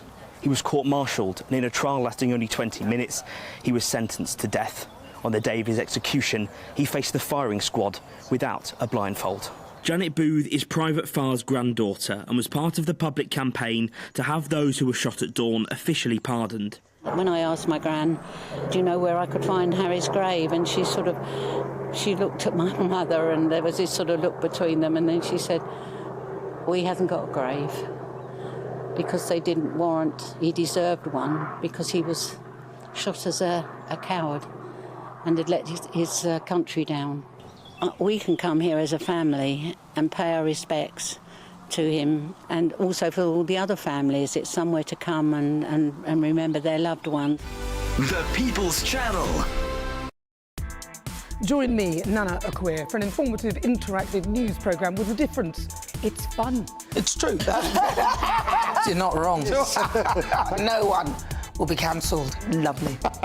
Join me from 3 p.m. every weekend, only on GB News, Britain's news channel. Join me, Neil Oliver, every Sunday night at 6 p.m. on GB News. And if an hour is not nearly enough for you, go to gbnews.com for special extended episodes online every Friday at 9 p.m, where we can truly get into the nitty-gritty of what's going on. GB News, Britain's news channel.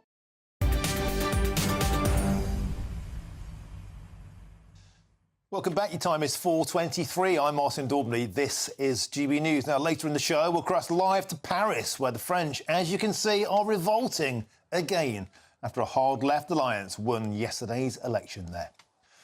But back to Britain now, and the Labour government's plans to tackle the migrant crisis are today under the microscope. And if they needed reminding of the massive scale of the task facing them, well, they sure got it today.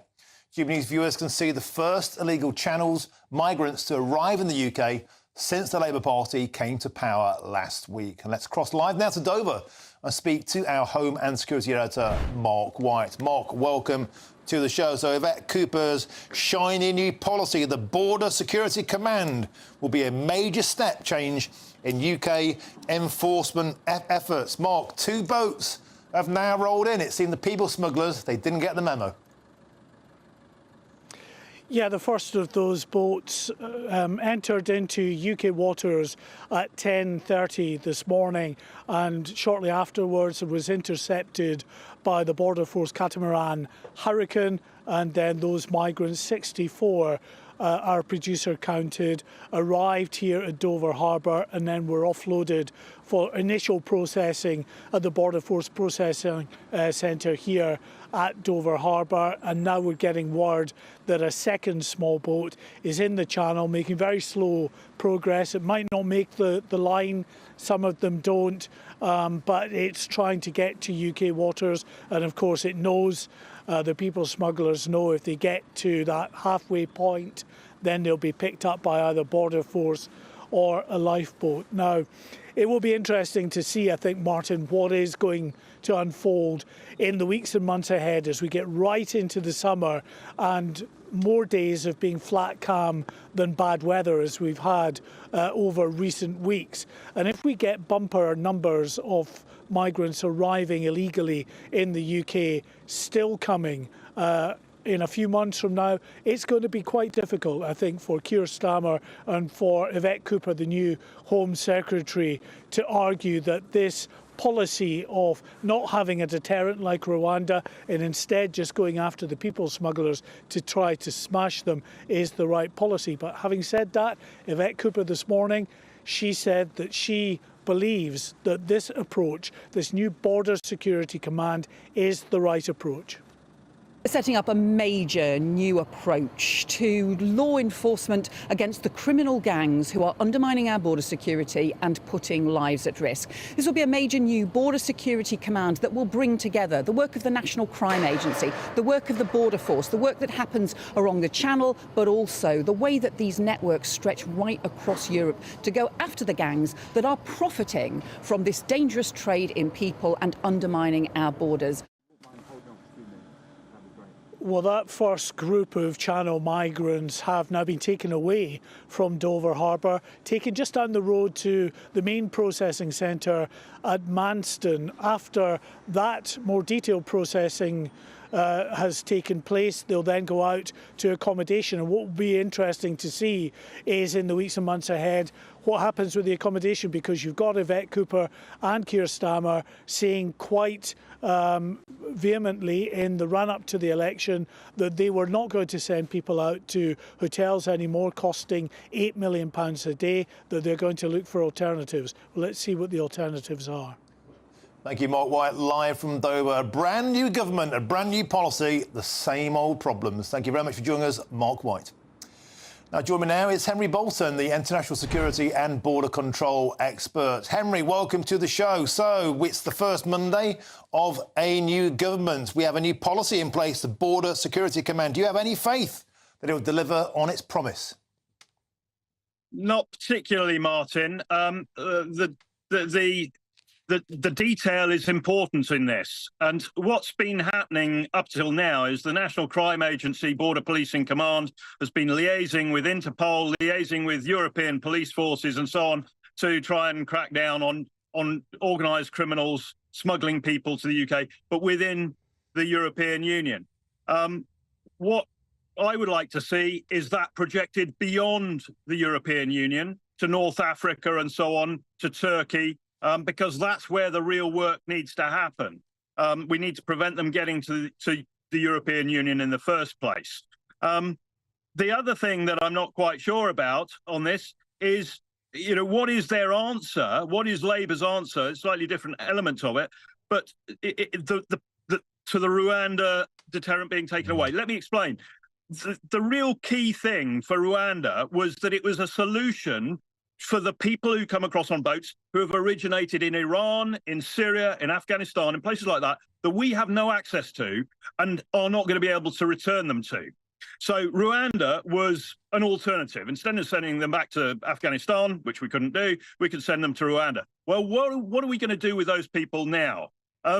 There is no answer coming from the government so far on that. The other thing there's no answer on, and I keep asking the question, Martin, if you ever get the opportunity to ask the Home Secretary, please do, are they or are they not intending to join or intending to try and join the EU's Asylum and Migration Pact, which the EU's recently adopted? Because if so, yes, they'll stop the boats, but not by dealing with organised crime, simply by taking a proportion of those asylum seekers who reach the European Union into the UK, thereby giving them a free ticket into the UK. They don't need a boat anymore. Now, is that the plan? I keep asking it, and I'm getting no answer whatsoever.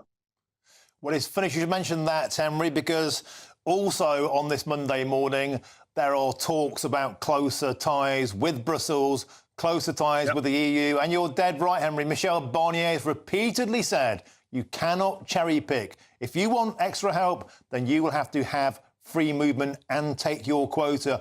On that point, do you think we are beginning the slow march towards rejoining? Yeah, undoubtedly. I don't think that's the... I don't think there's a decision made that is the end state that Labour want. I think what we're going to see is this. There's this meeting that Keir Starmer has called in Blenheim Palace. I think there are about 50 leaders from across Europe who are going to be there. He wants to talk about removing trade barriers, freedom of movement again, all this sort of thing. I'm sure the Asylum and Migration Pact will come up. There will be defence and foreign policy coordination, part of the EU's foreign security and defence policy. He wants to be part of that. Now, that's not rejoining, but it is tying us once again to the European Union and European Union rulemaking and collective rulemaking. The thing is, I suspect they will see how all of that goes. And with the majority they've got at the moment, I don't see why, and I'm not trying to plant the idea in their minds, I'm sure they've got it, why they couldn't initiate a second referendum. They could pass a law for another referendum and it's going to fly through, I'm sure. So this is, this is something that the Conservative Party, this is a risk that the Conservative Party and Reform totally neglected in their run-up to this campaign. And I think that's a great shame. They weren't listening on the immigration thing. They weren't talking about the foreign policy and the defence policy side of things, not to any extent. These are major issues that are going to influence the future direction of the United Kingdom, I believe. Certainly, there's much to watch. Keep control of our borders, keep control of our Brexit. Henry Bolton, always an absolute delight to have you on the show. Thanks for joining us. Thank you. There's lots more still to come between now and 5 o'clock. We have an exclusive interview with Robert Jenrick, the former immigration minister, who many say and believe will be the next Conservative leader. But guess what? He doesn't hold back when he hits out at Nigel Farage. You will not want to miss that interview. But before that, it's time for your latest news headlines, and it's Polly Middlehurst.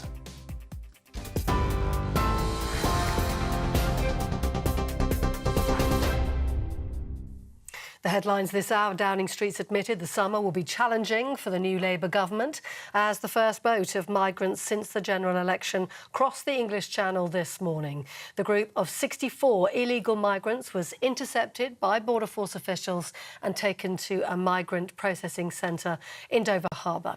It brings the total number of migrants crossing so far this year to 13,500. That's up 12% on the same period last year. And the latest small boat arrivals come as the former Prime Minister, Sir Tony Blair, is urging the new government to bring in digital ID cards to control immigration. But the Home Secretary, Yvette Cooper, says it's not part of Labour's policy. She insists setting up a new border security command will bring an end to people smuggling across the Channel.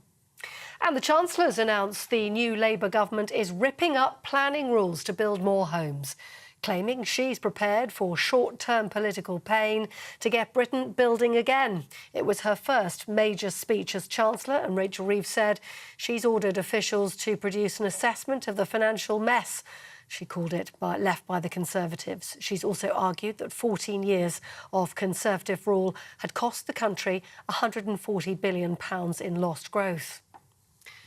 Ukraine's president is vowing to retaliate after a Russian missile strike killed at least 29 people and left a children's hospital in ruins in the capital.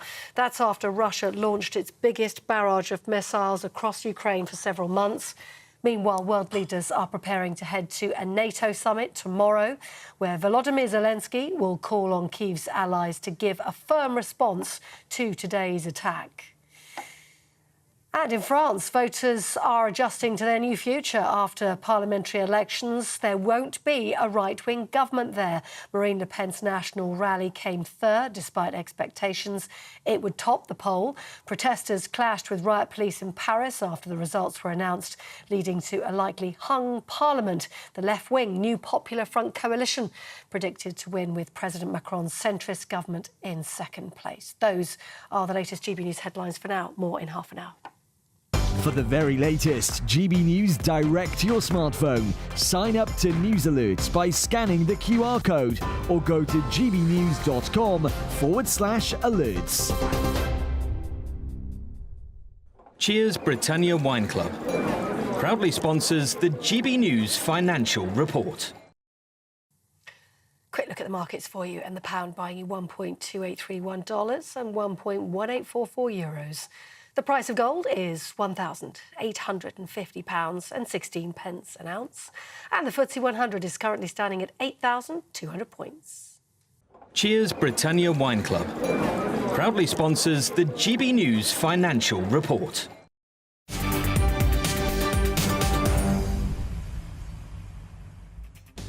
Thank you, Polly. Now, if you want to get in touch with us here at GB News, simply go to gbnews.com/your say, and I'll read out the best of your messages a little later in the show. Brexit has already really got you going. I'm Martin Daubney on GB News, Britain's news channel. Hello. I'm here with your latest GB News weather forecast coming to you from the Met Office. It is going to turn pretty wet for many of us as we go through the rest of today, overnight and into tomorrow, because there is a system that is pushing its way northwards, and this is going to bring a lot of cloud and some heavy persistent rain, especially across parts of the southwest as we go through this evening and overnight, with a warning out because we are likely to see some disruption. Some flooding is possible, as well as some difficult driving conditions too. That rain will spread across much of England and Wales as we go through the night, so a wet picture for many of us. It does mean temperatures are generally going to hold up, so a mild start to the day for many. Though further north across parts of Scotland in particular, here there will be clear skies overnight, so it could be a bit fresh first thing. However, once the sun comes up, we will see our temperatures lifting a little bit, although they are likely to stay a bit below average for the time of year generally. But a mostly fine picture through the morning across much of Scotland. Rain starting to push its way in across parts of Northern Ireland and spreading across much of the northern half of England and Wales too. Further south, the heavy persistent rain will have cleared through by around 8-9 o'clock in the morning, but it is going to stay pretty cloudy for many, and there will be further outbreaks of rain, these continuing as we go through the day, and there could still be some heavy ones. The more persistent rain though will be spilling its way across parts of northern England into Northern Ireland and into southern Scotland, across the far northwest of Scotland, clinging on to some drier weather for a time. Like I said though, temperatures a little disappointing for the time of year. We may just about scrape into the low 20s where we get any drier or possibly brighter breaks. That rain in the north continues to edge a bit further northwards, the far northwest of Scotland, clinging on to some fine weather through the evening. Elsewhere, quite a bit of cloud, and there will be some outbreaks of rain around. Some very wet weather to come across northern parts on Wednesday. Otherwise, there is a drying trend as we go through this week. Bye-bye. The latest GB News travel. Good afternoon, I'm Jules Buckley. The southbound M74 heading away from Glasgow. Now the exit slip to come off at junction 1A is currently part blocked. A collision there is causing delays. Lancashire northbound M6. Now the outside lane was shut Standish up to Leyland, junction 27 to 28. There was a broken down van there. That's now cleared. Still some residual delays. Same story for northbound M1 just before Cargate at junction 41. Now there's a breakdown northbound up the A1 just after the Darrington turn off, so delays around about half an hour queue back towards Redhouse at junction 38. And if you're heading towards the Terrington St Clement area of Norfolk, the eastbound A17 is queuing around Station Road. The road there is partially blocked at the scene of an accident. And that's the latest. You can stay up to date throughout the day by visiting our website gbnews.com.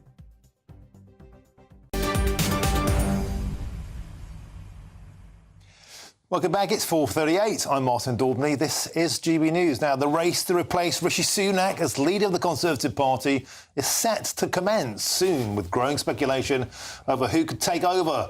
One of the names that's tipped to be the new leader is the former Immigration Minister, Robert Jenrick. And I'm now joined in the studio by GB News political editor Chris Hope, who sat down with Mr Jenrick earlier today. That's right, he's a former immigration minister. He's one of several we expect to stand. Kevin Badenoch, Suella Braverman, Priti Patel and others. The 1922 committee of backbench Tory MPs, they meet tomorrow to decide who the new chairman is, and then gradually we'll get into gear, maybe have a new Tory party leader by October. But I started in my longer interview on the YouTube channel of GB News, but there's a shorter one now. I started by asking him if he personally blamed Rishi Sunak for the disastrous election result last week. I think Rishi is a good man who worked extremely hard and tried his best as Prime Minister.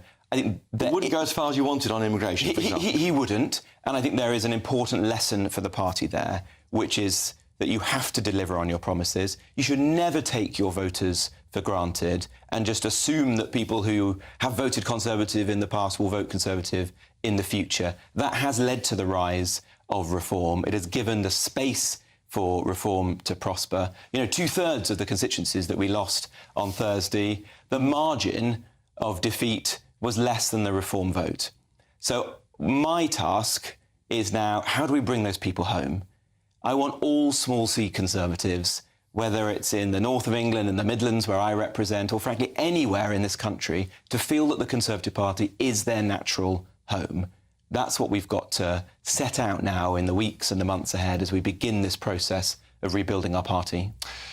On to today, then. Labour's in charge. We're hearing from Rachel Reeves this morning. They're planning to bring in housing targets and rip up planning rules. You were Housing Secretary. Is that something you failed to do? Well, when I was Housing Secretary, we managed to get housing starts up to their highest level since 1987, after the last Labour government, remember, left housing starts at their lowest peacetime level since the 1920s. Yep. So we should take no lessons from the Labour Party on housing and home ownership. Let's see what Rachel Reeves has to say on this. I don't think you can begin to fix the housing crisis unless you tackle the migration crisis. Because remember, you'd have to be building a new home in this country every 5 minutes, day and night, 365 days a year, merely to keep up with the number of people who are arriving. That's legally arriving. Legally arriving. That's not even the illegal migrants. And during the campaign, we learnt from Angela Rayner that she wants to build social houses purely for refugees and illegal migrants, rather than for British people and our children and grandchildren, which seems a very strange priority to me. What we as Conservatives stand for is home ownership, is helping the next generation onto the housing ladder. But we don't want to ruin our beautiful countryside. No. I believe you can do that by focusing those homes in the big urban areas of this country. Let's wait and see if that's the approach of That's the tension, though, isn't it? People don't like new homes near them if they're not appropriate homes, do they? I mean, is it wrong to be a NIMBY nowadays? No, I want to build more homes. You know, I want young people to have the dream of home ownership. That's a core, fundamental Conservative belief. But I think you can do that in the right way. That's why when I created housing targets, for example, we did a 30% uplift in the big cities, opposed by Labour last time. And it's why I worked with Roger Scruton to make sure that homes could be built beautifully in keeping with the history and the heritage and the vernacular of areas. Let's see if Labour keep that agenda going on. On illegal migration, I mean, legal migration is a matter of controlling who comes in. That's a matter that you can control legally as a government by dealing with the issue of visas. Illegal migration, Labour's answer, Rwanda is now dead and buried. They're going to build a new border command. Look, I was not surprised, but very, very frustrated that the first act of this incoming Labour government was to scrap the only credible deterrent that we have, the Rwanda policy. It was deterring a bit, wasn't it? We saw evidence in Ireland. It was. We saw it in Ireland. We've seen it anecdotally through what journalists like yourself are hearing in the camps in northern France. Keir Starmer has essentially surrendered to the people smuggling gangs. He has said it's open season now to come to the UK. We have no deterrent. We have no way of removing you. Come here. And I confidently predict, and I don't do this with any pleasure, that this summer we'll see a huge number, a record number of small boat arrivals, and it will be because of the intervention, the first thing that this incoming Labour government has done, which is to scrap our deterrent. And the policy that they've announced is hopelessly naive. Instead of having a deterrent, they said they're going to create some new border command. It might work, though. It seems to be replicating what we already have. You know, Yvette Cooper said she's going to hire a leading military figure to run this. Well, we already have one.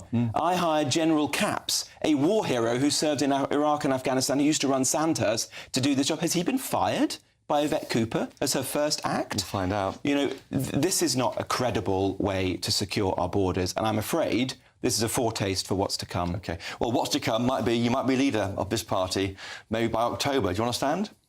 I honestly think this is just a few days since we've suffered this devastating defeat. Look, I'm sure there will come time for discussing things like that in the future, but I think that's a self-indulgent argument to have today. What I am interested in is ideas and principles, not individuals and personalities. And I think the task for the Conservative Party right now is twofold. One is to understand again, what do we actually believe in? You know, of course we should be a broad church, but we have to have a creed. The Conservative Party has to understand its beliefs and have a coherent set of principles upon which to unite around. And secondly, we need to get back into the business of opposing this incoming Labour government. And that business begins today. That's why I'm here on your show. That's why I'm highlighting what they're doing on illegal migration and crime, incidentally, because Keir Starmer is also saying that he's going to release dangerous criminals onto our streets rather than keeping them in prison. There's a job to do for us now. He's not saying that. He's saying not everyone should be in prison, not saying the dangerous ones shouldn't be in prison. He's saying that he'll... Oh, so he'll release the ones that he considers are not dangerous. Well, there's a reason that they're in prison, Chris. That's because they are criminals. And he's just hired a prisons minister who is on the record saying that he wants to have very low... Only a third should definitely be there. Just to very briefly, on what you think conservatism is, just the idea of it. What is it in your world? What is a Tory?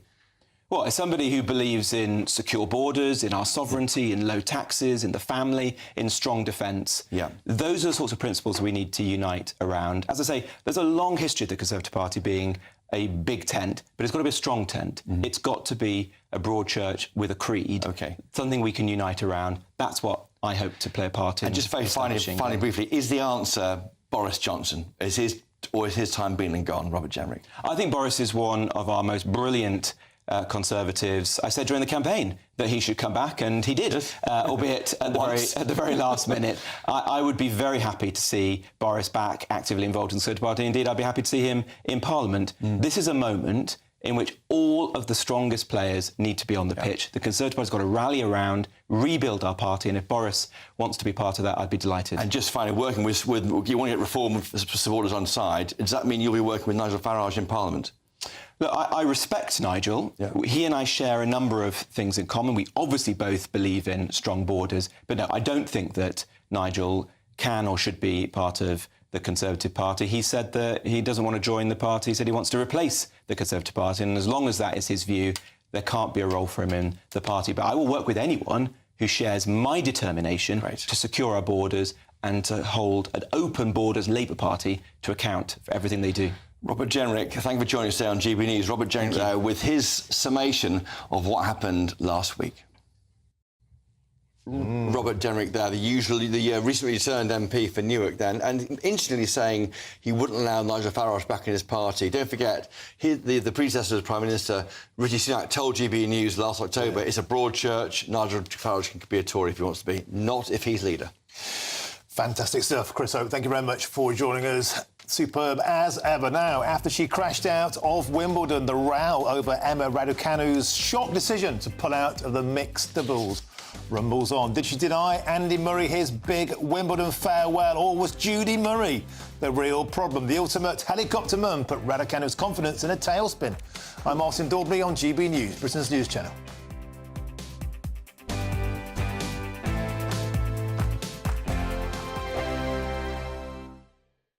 Every Saturday, 10 till 12, we'll bring you all of the news that you need to know. We'll also remind you that there is so much to smile about. It's my favourite time of the week. I get to relax, enjoy some light-hearted stories, and let Ellie teach me about fashion too.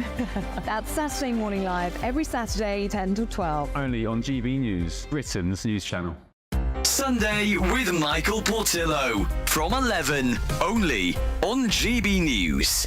The Royal Academy's annual exhibition has returned for the 256th time to Brighton the summer holidays. It's the world's oldest open submission exhibition. Anyone can enter work to be considered for inclusion. I'm joined now by art critic JJ Charlesworth for his verdict. What is your verdict? My verdict is you should go and see it. You are confronted with many things of varying quality, selected by artists, and you very much, instead of being given something to you that's supposed to be good, you have to make your own decision. I went along yesterday and I personally did see some pictures on the wall that I thought were absolutely stunning.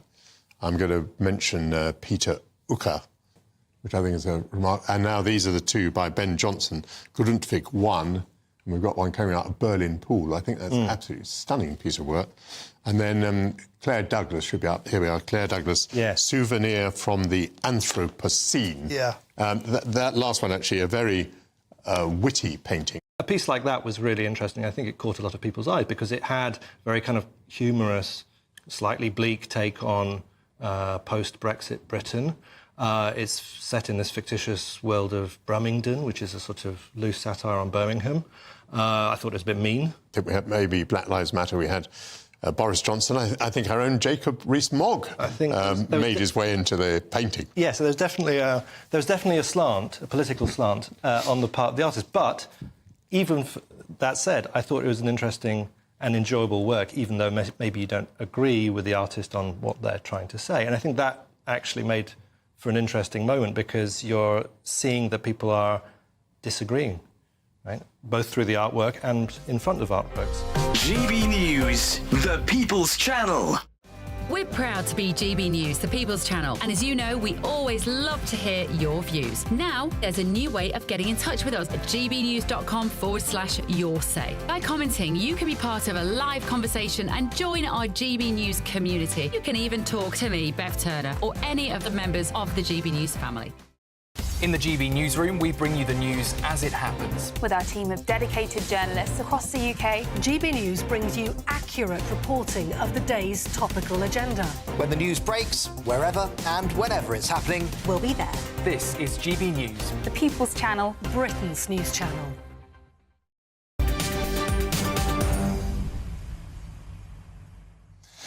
Welcome back. It's 10 to 5. I'm Martin Daubney on GB News. Now, Emma Raducanu has been criticised for a decision to pull out of her mixed doubles match at Wimbledon, with, of course, Sir Andy Murray on Saturday, due to stiffness in her wrist, which denied him the chance to play his final time there. Well, she has since been knocked out of the singles, losing to qualifier Lulu Sun in the 4th round. And I'm joined now by the sports journalist Ben Jacobs. Ben, welcome to the show. And for once, we're not talking about football. Do you think this whole mixed doubles thing has overshadowed Emma Raducanu's performance as a single? Judy Murray poking her nose in. Yeah, I think Judy Murray responded astonishing when the news was released and has since clarified that her comments were sarcastic. This, as you say, was before Emma Raducanu was defeated by Lulu Sun. And had she played in the mixed doubles with Andy Murray, which would, of course, have been his Wimbledon farewell, there may, had she gone through, have only been a period of about 24 hours of turnaround time. So part of the decision was perhaps with that in mind, even though she ended up getting knocked out. And the other factor, as you rightly say, is the wrist. But interestingly, that wrist strapping pretty quickly disappeared in the 24 hours after this storm has started to subside. So you can view it both ways. Players have to take precautions if they're carrying an injury, but it was also the scheduling and the load of ultimately playing singles and mixed doubles. And I think Murray would have probably made the same decision if he was building up to a singles match with a chance to reach the quarterfinals versus mixed doubles, and you're worried about your own physique and stamina, then you have to pick one or the other. So I do sympathise with Raducanu, but I can understand why the British public are maybe disappointed because they've been denied an Andy Murray farewell. It just seems that Judy Murray really has acted out of self-interest all along. As you say, Emma was perfectly entitled to put the singles performance first. And has this overshadowed matters? You know, this helicopter mum with sharp elbows has put Raducanu's confidence into a bit of a tailspin. I think in reality, it's a good thing that we've had clarity from Judy Murray that she was being sarcastic, and maybe she realises that she's added fire to the flames, if you like, and that naturally means that people are talking about Raducanu when actually the reality is that Andy Murray I would imagine, empathises with Raducanu and maybe can end this story by saying so publicly and backing Raducanu. As you rightly say, she's fully entitled to focus on her game. Singles tends to come above mixed doubles. That partnership was very much a last-minute pairing. It was sentimental. It was there to put two Grand Slam champions at Wimbledon together in order for sentiment purposes to give Murray the best possible farewell. But you can't script tennis. And when you schedule it in the way it was, she probably did have to pick one or the other, regardless of whether or not she could play in both. And she had to make that decision before the game that she lost rather than after it. Ben Jacobs, we have to leave it there. We're simply out of time. You're in Dortmund for the football. Very, very envious. Speak to you soon, no doubt. Now, Rachel Reeves is our country's first female Chancellor of the Exchequer, and she's already stuck the boot into the Tories. Stand by to find out why she reckons that the UK is 140 billion quid worse off. I'm Martin Daubney on GB News, Britain's news channel. Now it's your weather with Alex Burkill.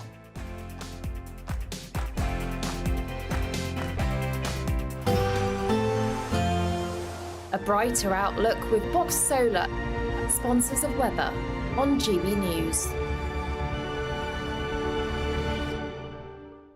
Hello. I'm here with your latest GB News weather forecast coming to you from the Met Office. It is going to turn pretty wet for many of us as we go through the rest of today, overnight and into tomorrow, because there is a system that is pushing its way northwards, and this is going to bring a lot of cloud and some heavy persistent rain, especially across parts of the southwest as we go through this evening and overnight, with a warning out because we are likely to see some disruption. Some flooding is possible, as well as some difficult driving conditions too. That rain will spread across much of England and Wales as we go through the night, so a wet picture for many of us. It does mean temperatures are generally going to hold up, so a mild start to the day for many.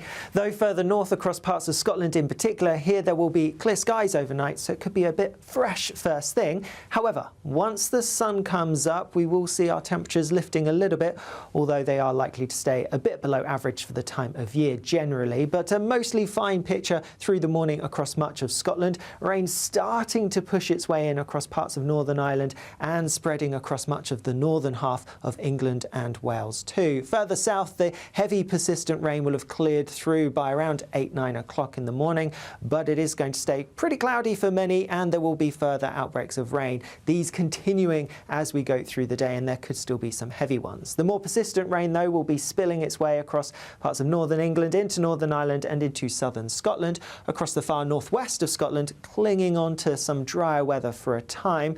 Like I said, though, temperatures a little disappointing for the time of year. We may just about scrape into the low 20s where we get any drier or possibly brighter breaks. That rain in the north continues to edge a bit further northwards, the far northwest of Scotland, clinging on to some fine weather through the evening. Elsewhere, quite a bit of cloud, and there will be some outbreaks of rain around. Some very wet weather to come across northern parts on Wednesday. Otherwise, there is a drying trend as we go through this week. Bye-bye.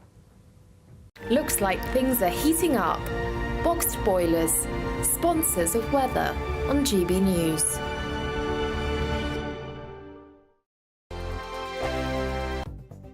The latest GB News travel. Good afternoon, I'm Jules Buckley. There's two lanes combed off northbound up the M6 Middlewich 18 up to Knutsford 19. There's a breakdown there causing delays. On the northbound M53 from Eastham Junction 5 up towards Bebington at 4, a lane shutter collision there is adding to journey times. M4 toward Newport westbound in South Wales, slow going from 23A at the mega services towards the Caldera 24, so towards Newport. There was a breakdown, now on the hard shoulder, but still seeing queues. And queues too in a couple of spots for the M25 this afternoon. Firstly, 16 to 15 anti-clock. There's a breakdown block in lane 1. It's slowed back to just after 17 Maple Cross. Also anti-clockwise, the exit slip to come off at Wesley Junction 10's part blocked and slow. There's a breakdown there. That's adding to delays as well. And for now, that's the latest. You can stay up to date throughout the day by visiting our website, gbnews.com.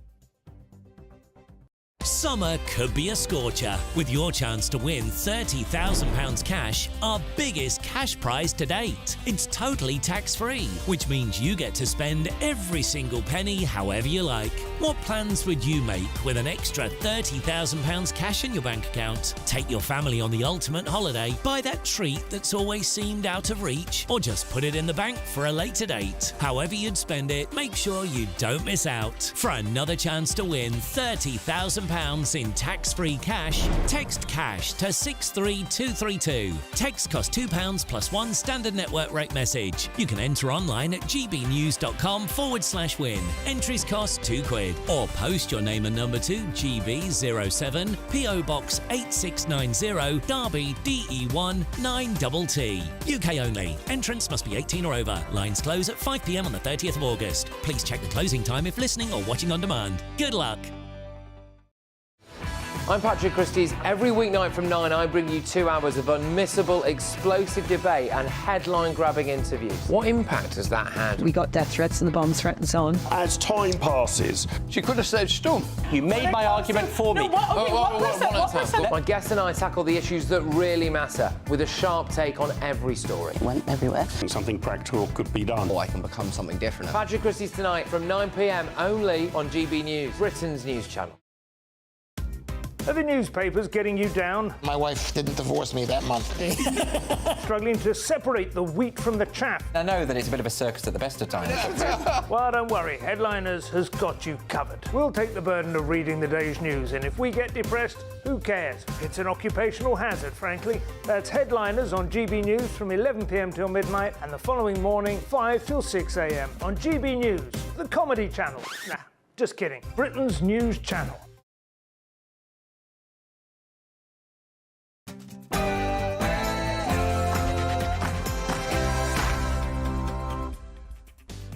A very, very good afternoon to you and a happy Monday. It's 5 p.m. and welcome to the Martin Daubney Show on GB News, broadcasting live from the heart of Westminster all across the UK. On today's show, new Home Secretary Yvette Cooper today unveils her Border Security Command with the goal of cutting illegal immigration. But with the Rwanda bill scrapped, will we see what Nigel Farage is calling a Starmada arriving on our shores? Next up, Labour are planning the early release of thousands of prisoners to ease the pressure on Britain's overcrowded jails. With some cons looking at only serving 40% of their sentences, is this soft justice or a grim necessity?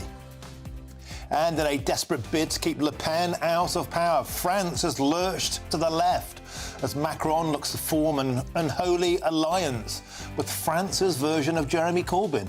With policies priced at €200 billion, will this coalition bankrupt France?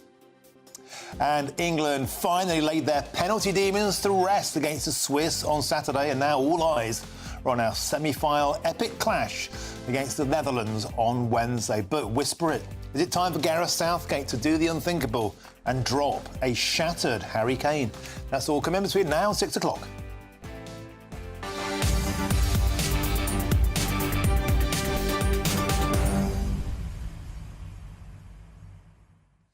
Well, it's the show, always a delight to have your company. Well, it's the first Monday of a new government, the first Monday of a new cabinet, of a new dawn, of a new plan to control our borders from Yvette Cooper. But guess what? The people smugglers didn't get the memo. 2 dinghies, 2 small boats have already arrived. There were 64 on the first. GB News brought you that exclusively. We'll have more throughout the day. Can Sir Keir Starmer, despite the tough talk, do what Rishi Sunak never did?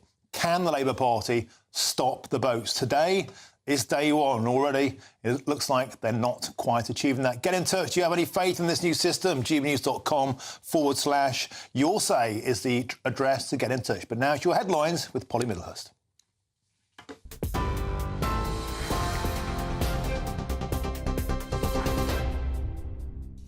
Martin, thank you, and good evening to you. Well, the top story from the GB Newsroom tonight is that Downing Street has admitted the summer will be challenging for the new Labour government as the first boat full of migrants since the general election crossed the English Channel this morning.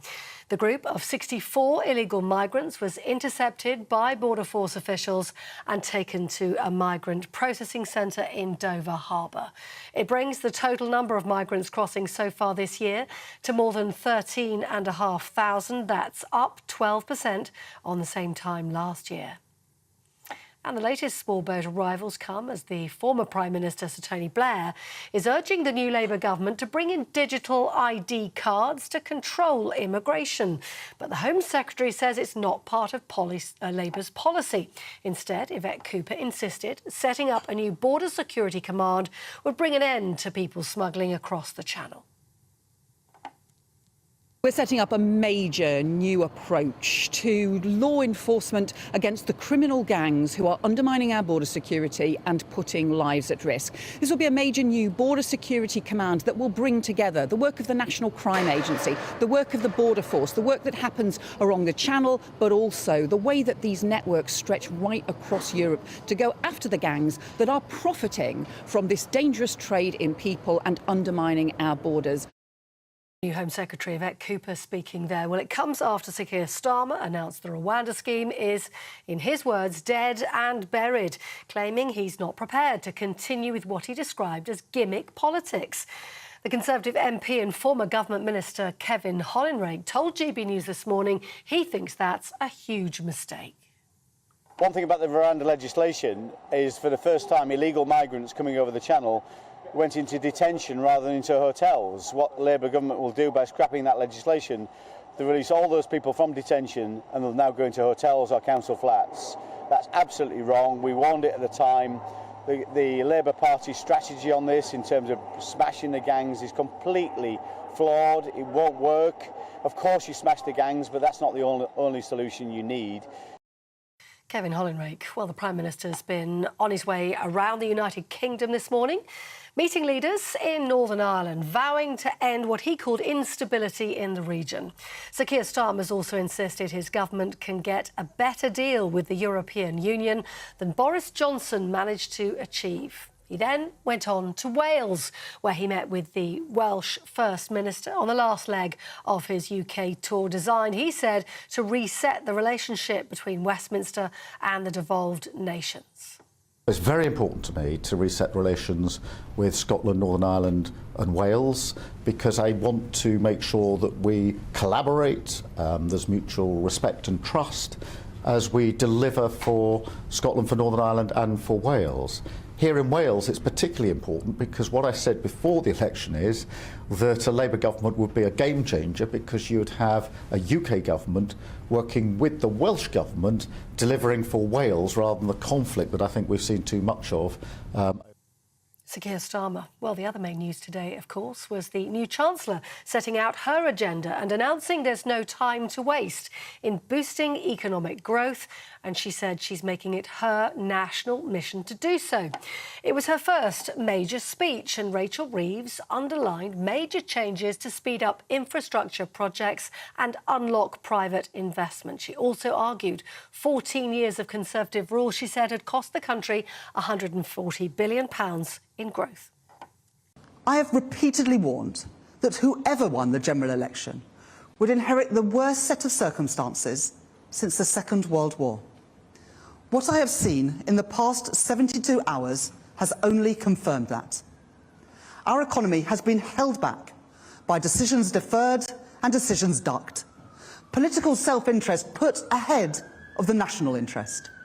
A government that put party first and country second. Rachel Reeves. Let's bring you up to date now with events in Ukraine, where Russia has denied deliberately targeting a children's hospital in the capital, instead claiming the damage was caused by Kyiv's own air defence system.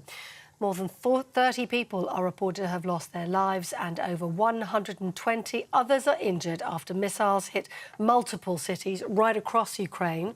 President Zelensky says the world should see what Russia is and what she's doing. Moscow says it did target Ukrainian military infrastructure and aviation bases, but denied targeting civilian infrastructure. And in the United States, Joe Biden is vowing to stay in the race for the White House, claiming losing is not an option against Donald Trump. In a message to Democrats in Congress, the president said voters alone pick presidential nominees, not pundits, not donors, nor the press. He also told American media he's confident the average voter still wants him in power. And it comes amid calls from some Democrats for him to step aside and let a younger candidate take on his role after his poor performance in a television debate last week. However, he simply claims he had a bad night. And just lastly, Storm Beryl has made landfall in the southern United States, in Texas to be precise, after forcing the closure of major oil ports and causing flight cancellations. Storm Beryl was gusting at up to 80 miles an hour at one point, but the weather system we're now seeing is expected to weaken. Last week, we saw Storm Beryl sweep through Jamaica, Grenada, St Vincent and the Grenadines, toppling buildings and bringing down power lines there, as well as claiming the lives of at least 11 people. Those are your latest news headlines from the GB Newsroom. I'm Polly Middlehurst and I'm back in half an hour with more. See you then.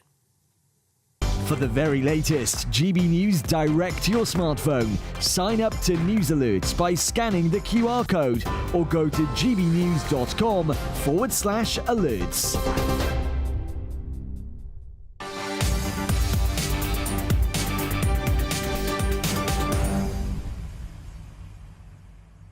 Polly, now we start with some very, very strong words from the new Chancellor of the Exchequer, Rachel Reeves. And she's branded the Conservatives' record in government as 14 years of chaos and economic irresponsibility, and insisted economic growth would be Labour's national mission.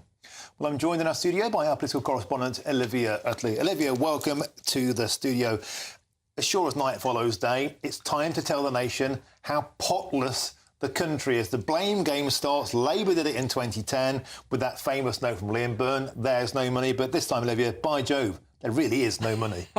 Well, absolutely. And we did all suspect that as soon as Labour got into power, they would look at the books, spend a weekend looking at the books and then slowly start laying the groundwork for higher taxes. And that seems to be exactly what's going on. Rachel Reeves this morning said, yeah, well, now I've seen, I knew that the public finances were in a bad state, and everything I've seen so far very much confirms that. I suspect will follow this up at some point with tax rises. Now, she has a little bit painted herself into a corner with this because she's promised over and over again during the election campaign that the three main taxes, so national insurance, income tax and VAT, won't rise. And the Labour Party, Keir Starmer, also said repeatedly that none of the commitments in the manifesto were dependent on tax rises. But when we tried to pin him down, and I tried to pin him down many times on this, about whether he ruled out rises in fuel tax, very, very important for lots of our viewers, inheritance tax, capital gains tax, he wouldn't rule them out. And what I suspect is that Rachel Reeves talks about the need for growth. She talks about how bad the public finances are, and a little way down the line, the ground is prepared and the tax rises start coming in. She's not going to do an emergency budget. She's big on this sort of secure-economics thing, and the idea of having an emergency budget doesn't exactly spell stability to the world. So I think we can expect the budget in probably November, and by that time they'll just be sort of ramping up the honeymoon phase. They'll be looking at the public finances, and I suspect we might see a tax rise then. OK, I think we can throw to a quick clip of what Rachel Reeves, the new Chancellor, said earlier. New Treasury analysis that I requested at the weekend shows that had the UK economy grown at just the average rate of other OECD economies this last 14 years, our economy today would be over £140 billion larger. This could have brought in an additional £58 billion in tax revenues in the last year alone. That's money that could have helped revitalise our schools, our hospitals and other public services. And Olivia, as sure as night follows day, they blame the last lot for doing a fiscally terrible job. Some things remain constant. Isn't the elephant in the room, though, that both of the parties spent billions and billions of pounds during lockdown? So you can blame the Conservatives all you like, but the Labour Party wanted that sooner, harder and longer. And now, old Mother Hubbard, she goes to the cupboard and that cupboard is bare. But they all have their fingerprints on that. Well, I think that is a very, very good point. It is fair enough for Rachel Reeves to say that there isn't any money. I think that is true. But yes, as you say, the elephant in the room is that we closed down the economy for 3 years. Of course there were going to be consequences to that. And that was before you factor in the war in Ukraine, which obviously massively raised energy prices. So, yeah, Rachel Reeves is right to say that there's no money left. She's right right to be talking about going for growth. I mean, obviously, every chancellor before her has talked about going for growth. It's easier said than done. She's talked in her speech today. It was an impressive first speech from the new chancellor, first speech to the Treasury. She talked about improving productivity in the UK, which is basically an all-time low, one of the lowest among the G7.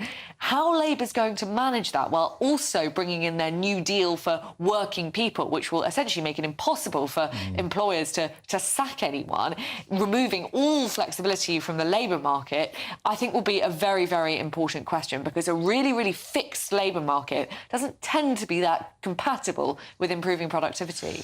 Olivia, could we also have a little look at a snub from the Cabinet? We're obviously familiar with who the Cabinet does actually have in it, but a certain name was left out. She's not very happy about it, and she's bitten back today. Tell us more. Well, really, really interesting this. So almost every post in the new cabinet has been filled, as you would expect, by those in the shadow cabinet. The exceptions are people who lost their seats. So Thangam Debonair couldn't be DCMS secretary. We've got Lisa Nandy instead. The only other exception to that rule is Emily Thornberry, who was going to be the Attorney General, who's the shadow Attorney General, has been snubbed. She isn't in the cabinet at all. This seems to have taken her greatly by surprise. She made a post on Twitter today saying she's very surprised and disappointed by this, but pledging her lifelong loyalty to Keir Starmer anyway.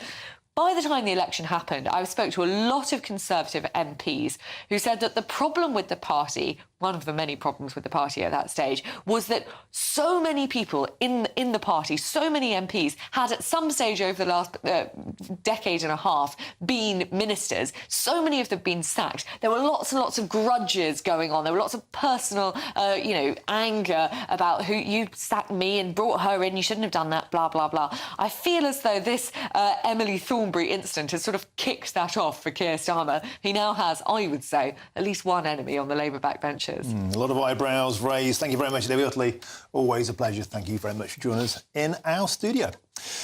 Now to the crisis in Britain's prisons. And the new Labour government is reportedly considering plans to release inmates early after they spent just 40% of their sentences in jails. And it comes at a time when prisons are almost full. In fact, they're bursting at the seams. There's even been talk of a one-in, one-out policy. Shame they can't do the same on our borders.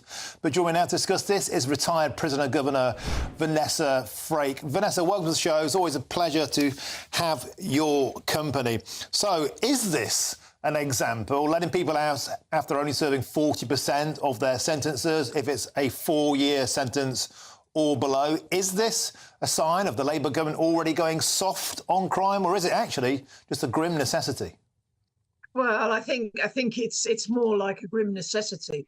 Whatever you decide to do to help the overcrowding crisis is not going to be a quick fix, whether that's investment, building more prisons, making right the old Victorian prisons that we've currently got.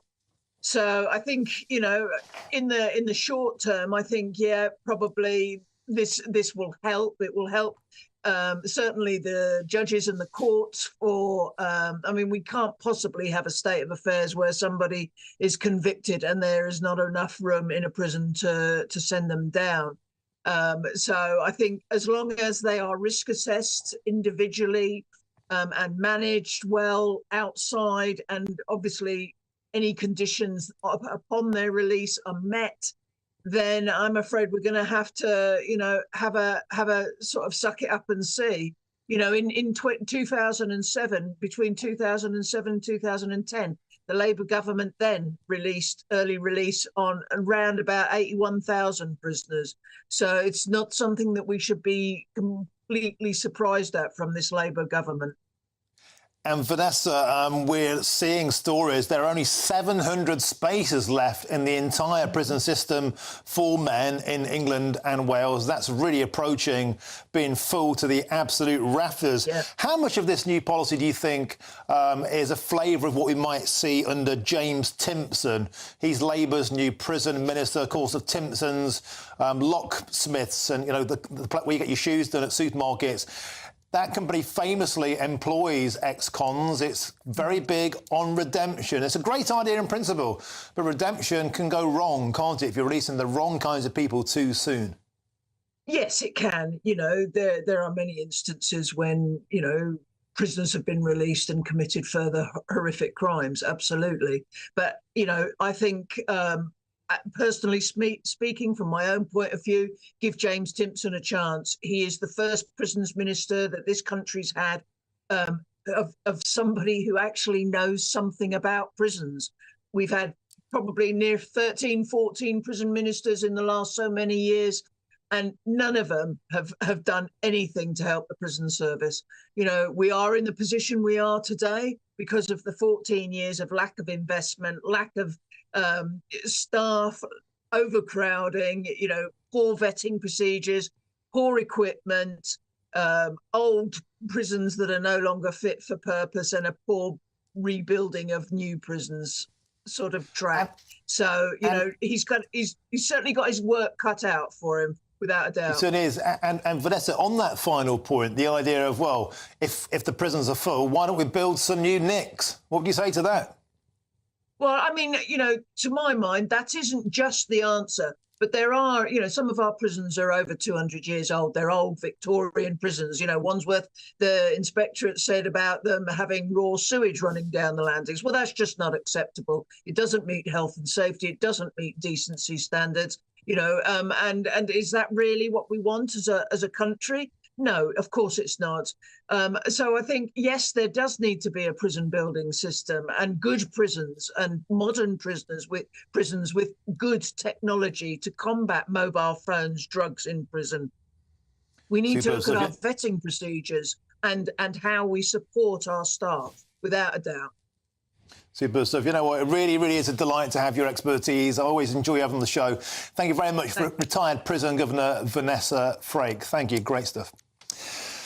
Now it's time now for the Great British Giveaway and your chance to win our biggest cash prize so far, an incredible £30,000, and it's totally tax-free, which means you'll get the lot to do whatever you like with.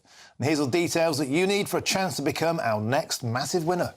Summer could be a scorcher, with your chance to win £30,000 cash, our biggest cash prize to date. It's totally tax-free, which means you get to spend every single penny however you like. What plans would you make with an extra £30,000 cash in your bank account? Take your family on the ultimate holiday, buy that treat that's always seemed out of reach, or just put it in the bank for a later date. However you'd spend it, make sure you don't miss out. For another chance to win £30,000 in tax-free cash, text cash to 63232. Text costs £2 plus one standard network rate message. You can enter online at gbnews.com/win. Entries cost £2, or post your name and number to GB07 PO Box 8690 Derby DE1 9TT.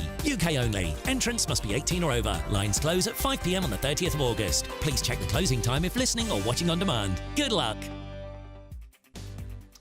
Still to come, in a desperate bid to keep Le Pen out of power, France has lurched to the left as Macron looks to form an unholy alliance with France's version of Jeremy Corbyn. I'm Martin Daubney. You're watching GB News, the People's Channel.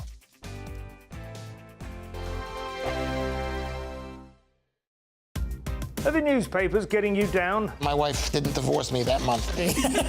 Struggling to separate the wheat from the chaff? I know that it's a bit of a circus at the best of times. Well, don't worry, Headliners has got you covered. We'll take the burden of reading the day's news, and if we get depressed, who cares? It's an occupational hazard, frankly. That's Headliners on GB News from 11 p.m. till midnight, and the following morning, 5 till 6 a.m. on GB News, the comedy channel. Nah, just kidding. Britain's news channel. Good afternoon, Britain. Weekdays from midday. Prince Harry, he's been opening up about the death of his mother, Princess Diana, while speaking to the founder of armed forces charity, Scotty's Little Soldiers. Well, the Duke of Sussex joined 50 children who were being supported by the charity and urged youngsters to open up about their grief, saying if you suppress it forever, it will eat you away inside. Well, let's speak to our royal correspondent, Cameron Walker, who joins us in the studio. Cameron, Prince Harry has spoken quite a lot about grief and bereavement from his mother's passing and the trauma he had. Did he say anything new that we haven't heard before? And the difference here was, instead of kind of talking about himself, which clearly we've heard a lot of in the last 3 years from Prince Harry with his memoir Spare and the Netflix series, I could go on, he was putting the spotlight back on the charity and on Nikki and her story.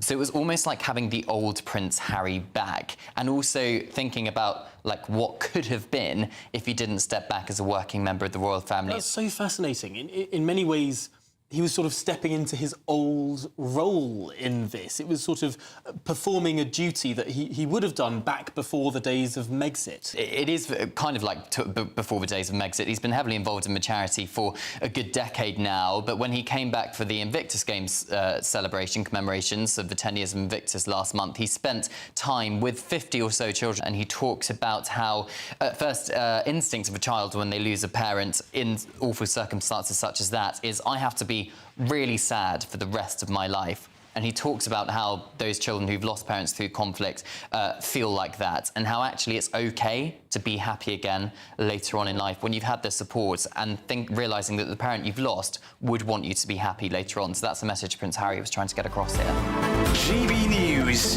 the People's Channel. I'm Patrick Christie's. Every weeknight from 9, I bring you 2 hours of unmissable, explosive debate and headline-grabbing interviews. What impact has that had? We got death threats and the bomb threat and so on. As time passes, she could have said, Storm, you made my argument for me. My guest and I tackle the issues that really matter with a sharp take on every story. It went everywhere. Something practical could be done. Or I can become something different. Patrick Christie's tonight from 9 p.m. only on GB News, Britain's news channel.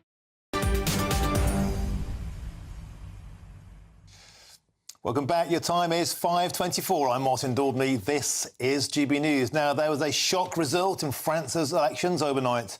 The left-wing alliance defied the polls and beat Marine Le Pen's hard-right National Rally. But as his centrist Prime Minister resigns, what does a hung parliament mean for President Macron? Well, joining me now to discuss this is the journalist Peter Allen. Peter, welcome to the show. So, can you set out for us precisely what happened? A couple of weeks ago, Marine Le Pen was set on course for an historic victory. Now, it appears an alliance has been formed to keep her out of power. Tell us more. That's right, Martin. Effectively, what happened was a month ago, the National Rally did extremely well at European Parliament elections, winning about 33% of the popular vote across France. This figure was replicated in opinion polls, suggesting they were the dominant force in French politics at the moment. Because of that, President Emmanuel Macron decided that there should be a parliamentary election. There was no need for that election, but he said, look, if this party really is so popular, let's have a bit of democracy in the country. Let's allow people the chance to put a lot of National Rally MPs in the French Parliament. It was a 2-week election over 2 rounds.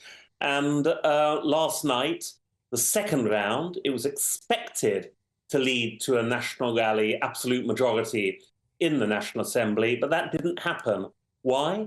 Because other parties, and most notably left-wing parties, created a popular front. How that effectively worked was that candidates dropped out of some multi-candidate constituencies in the second round to give one candidate a free run at the National Rally candidates. And that led to the National Rally being pushed into third place. Emmanuel Macron's Together coalition was in second place.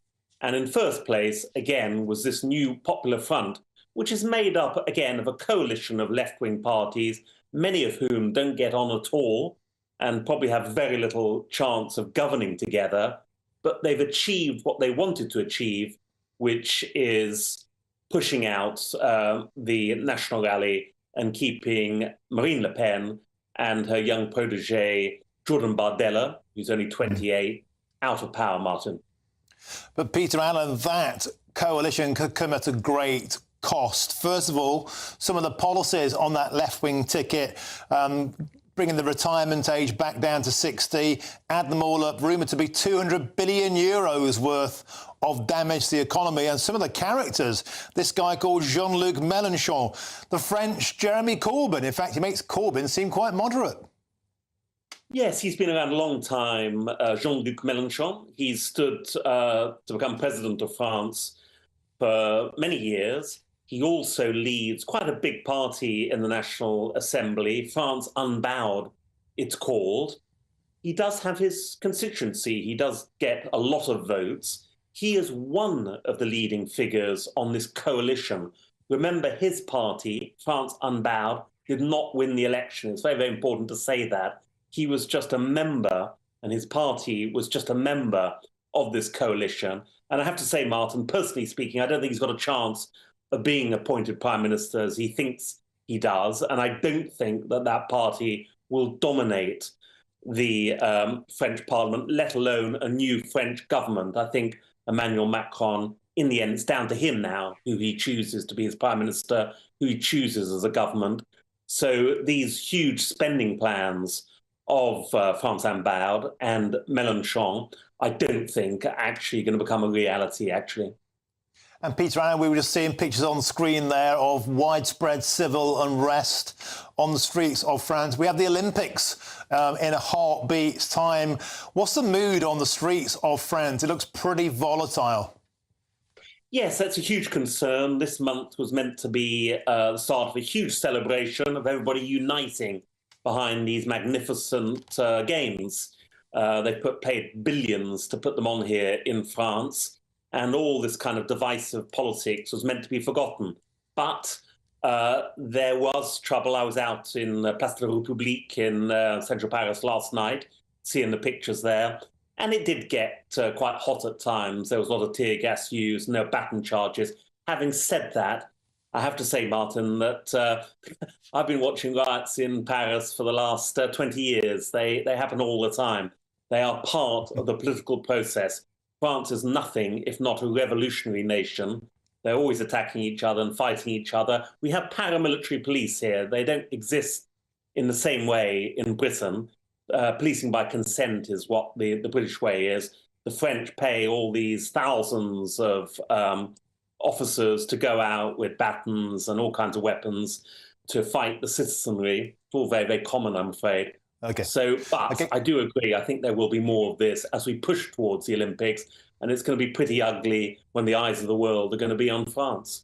OK, Peter, and thanks for joining us. And once again, the French are revolting.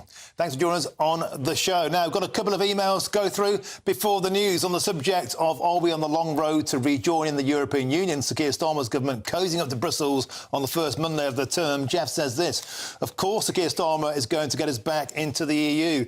I call him second referendum Starmer. It's only a matter of time before they say, let's put it to the people again. And on the topic of small boats, the new plan from Yvette Cooper to stop the boats, Andy says this: why don't we just call Border Force what it is? It's the Border Ferry Force. Nothing is ever going to change. And Paul quickly adds this: come on, Sir Keir Starmer is an ex-human rights lawyer.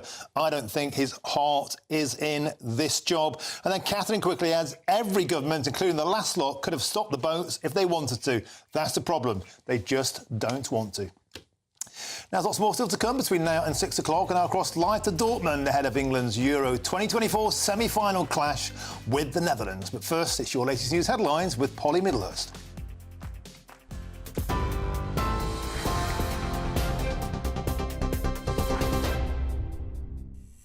Martin, thank you. The headlines this hour. Downing Street has admitted the summer will be challenging for the new Labour government as the first boatful of migrants since the general election crossed the English Channel this morning. The group of 64 illegal migrants was intercepted by a Border Force vessel and taken to a migrant processing centre in Dover Harbour. That brings the total number of migrants crossing so far this year to 13,500. That's up 12% on the same time last year. And the latest small boats arrivals comes as the former Prime Minister, Sir Tony Blair, urged the new Labour government to bring in digital ID cards to help control immigration. But the Home Secretary says it's not part of Labour's policy. Instead, Yvette Cooper insisted setting up a new border security command would bring an end to people smuggling across the Channel.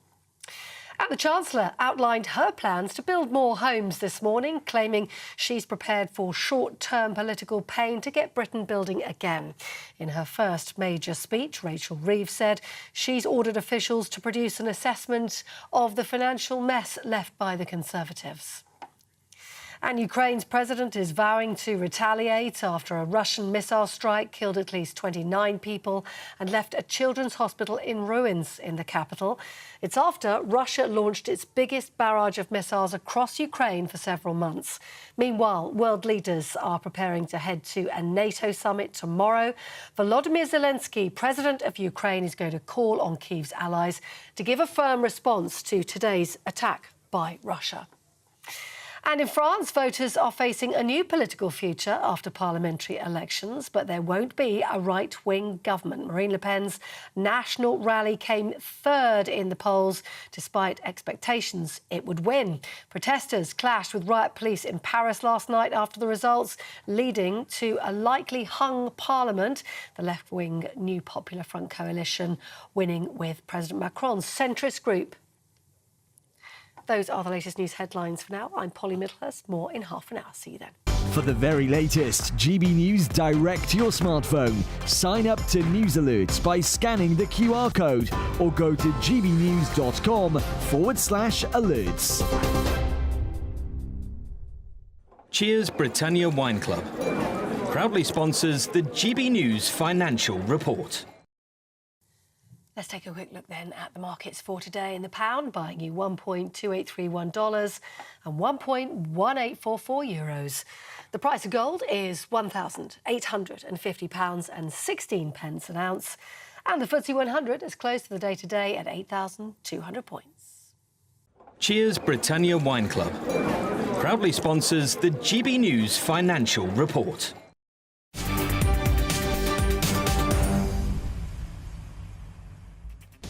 Thank you very much, Polly. Now, if you want to get in touch with us here at GB News, simply go to gbnews.com/your say and I'll read out the best of your messages a little later in the show. I'm Martin Daubney on GB News, Britain's news channel. Hello. I'm here with your latest GB News weather forecast coming to you from the Met Office. It is going to turn pretty wet for many of us as we go through the rest of today, overnight and into tomorrow, because there is a system that is pushing its way northwards, and this is going to bring a lot of cloud and some heavy persistent rain, especially across parts of the southwest as we go through this evening and overnight, with a warning out because we are likely to see some disruption. Some flooding is possible, as well as some difficult driving conditions too. That rain will spread across much of England and Wales as we go through the night, so a wet picture for many of us. It does mean temperatures are generally going to hold up, so a mild start to the day for many. Though further north across parts of Scotland in particular, here there will be clear skies overnight, so it could be a bit fresh first thing. However, once the sun comes up, we will see our temperatures lifting a little bit, although they are likely to stay a bit below average for the time of year generally. But a mostly fine picture through the morning across much of Scotland. Rain starting to push its way in across parts of Northern Ireland and spreading across much of the northern half of England and Wales too. Further south, the heavy persistent rain will have cleared through by around 8-9 o'clock in the morning, but it is going to stay pretty cloudy for many, and there will be further outbreaks of rain, these continuing as we go through the day, and there could still be some heavy ones. The more persistent rain though will be spilling its way across parts of northern England into Northern Ireland and into southern Scotland, across the far northwest of Scotland, clinging on to some drier weather for a time. Like I said though, temperatures a little disappointing for the time of year. We may just about scrape into the low 20s where we get any drier or possibly brighter breaks. That rain in the north continues to edge a bit further northwards, the far northwest of Scotland, clinging on to some fine weather through the evening. Elsewhere, quite a bit of cloud, and there will be some outbreaks of rain around. Some very wet weather to come across northern parts on Wednesday. Otherwise, there is a drying trend as we go through this week. Bye-bye. The latest GB News travel. Good afternoon, I'm Johnny Ratner. The M6 in Cumbria is blocked southbound, 37 to 36, Kendal to Kirby Lonsdale. Emergency services remain at the scene of a serious accident. Long queues up the M53 through Merseyside, 5 to 4 between Eastham and Bebington, where one lane's out of action following a crash. Really slow on the M1 southbound in Derbyshire. Just before junction 29, the Chesterfield-Mansfield exit, the outside lane's closed, where a car has broken down in the roadworks. And on the western stretch of the M25 anti-clockwise, really slow from the M40 round to the M4. That was after a lorry broke down queues back into Hertfordshire to Maple Cross. There are long queues on the M27 in Hampshire. It's down to 2 lanes westbound. Junction 3 north of Southampton. Goats are all over the motorway in the 2 inside lanes. And on the M5 in Somerset, the outside lane shut southbound just before Clevedon following an accident. That's the latest. You can stay up to date throughout the day by visiting our website, gbnews.com.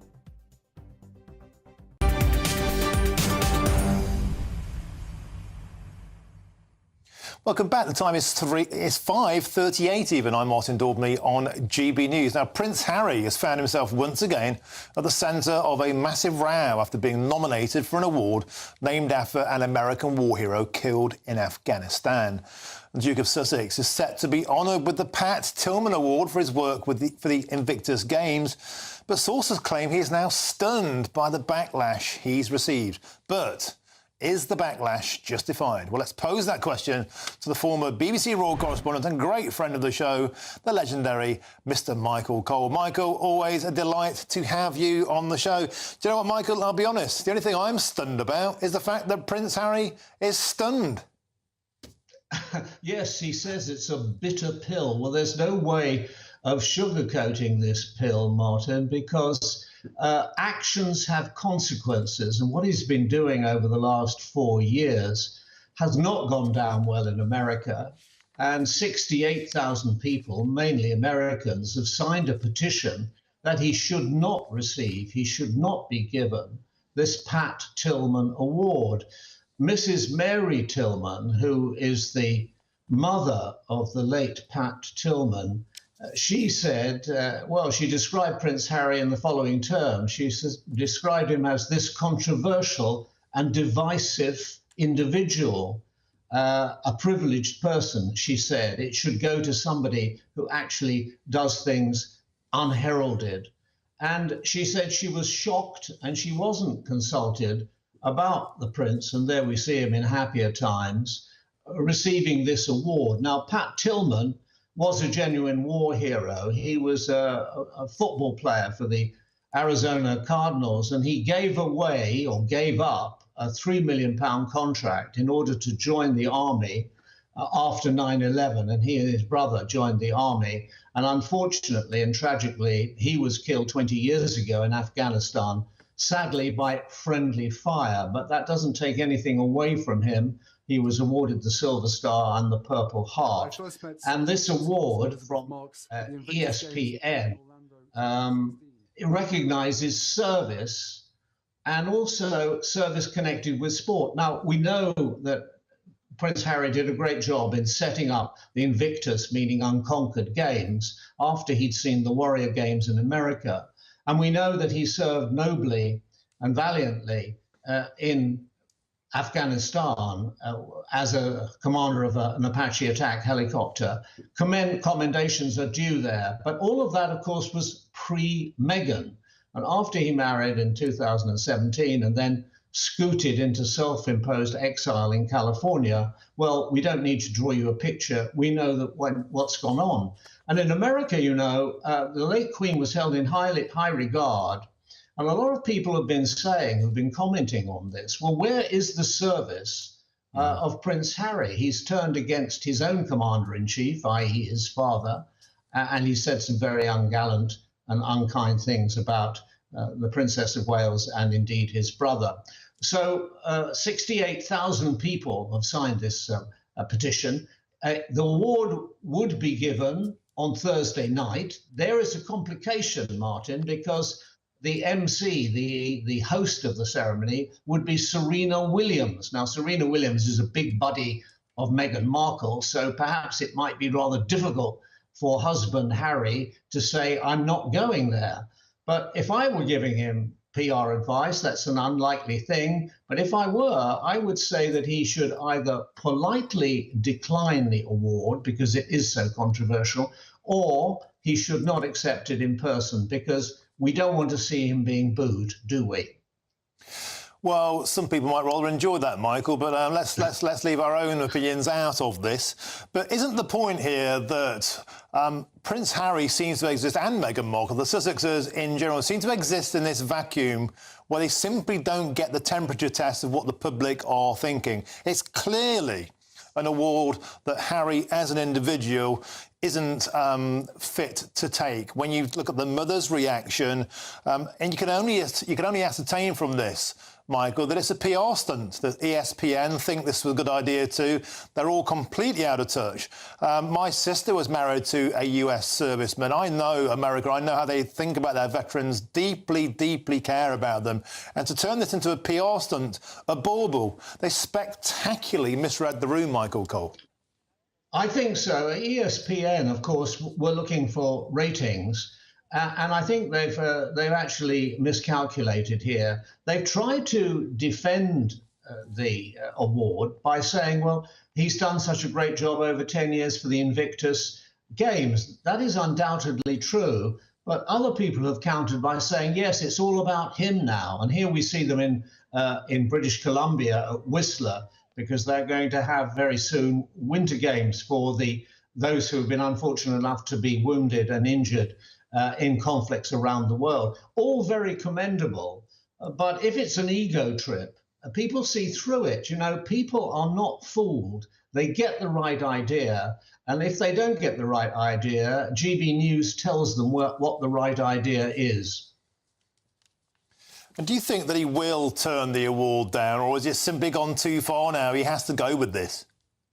I'm wondering if he's ever listening to PR advice, or if the advice he's getting is any good. You know, you can have many yes men around you saying yes, yes, yes, but occasionally you need an abominable no man who's going to say, no, this is a bad idea, and you'd look much more respectable, much more gallant, much more noble if you understood. Listen to that mother, Mrs. Tillman, who lost her son aged 27, 20 years ago, to friendly fire in Afghanistan. Listen to what she said. She said it should go to somebody much more humble, not somebody who's privileged, not somebody who's got immense amounts of wealth, not somebody who, as you intimate, lives in a bubble where their own estimation of themselves it seems to be the paramount one. Always a big mistake to believe your own publicity. And it seems to be that Prince Harry is only listening to one person, and she is the one closest to him. OK, we'll have to leave it there, Michael Cole. Perhaps you could be the abominable no man and put your big foot up Harry's backside. Thank you very much for joining us on the show. Always a pleasure. Now, get ready, because the England squad is gearing up for a simply massive Euro semi-final clash with the Netherlands. But is it time for Gareth Southgate to do the unthinkable and drop his shattered captain, Harry Kane? I'm Martin Daubney on GB News, Britain's news channel.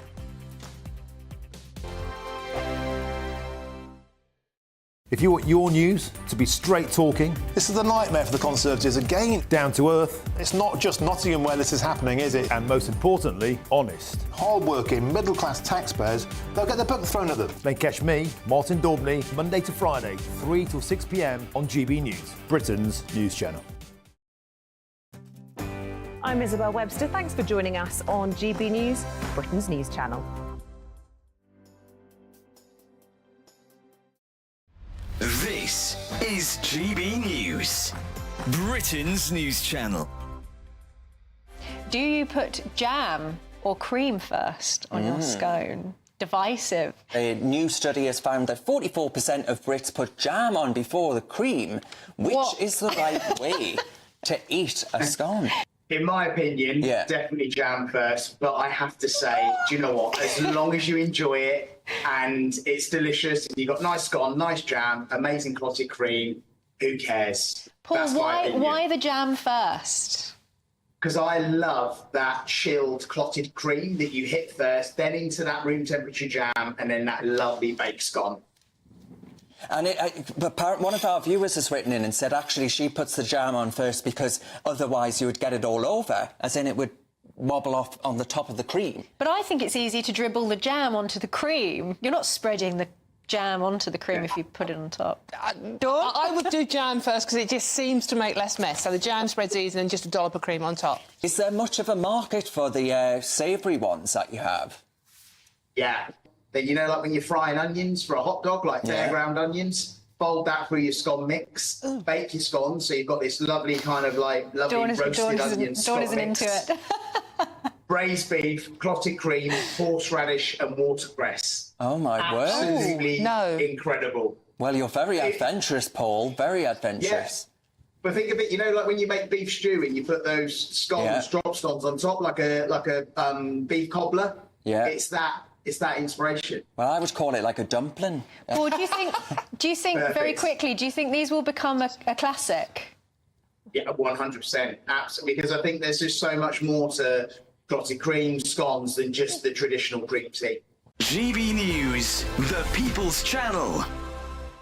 We're proud to be GB News, the People's Channel. And as you know, we always love to hear your views. Now, there's a new way of getting in touch with us at gbnews.com/yoursay. By commenting, you can be part of a live conversation and join our GB News community. You can even talk to me, Bev Turner, or any of the members of the GB News family. Hello there, I'm Eamon Holmes. Thank you for joining us on GB News, Britain's news channel.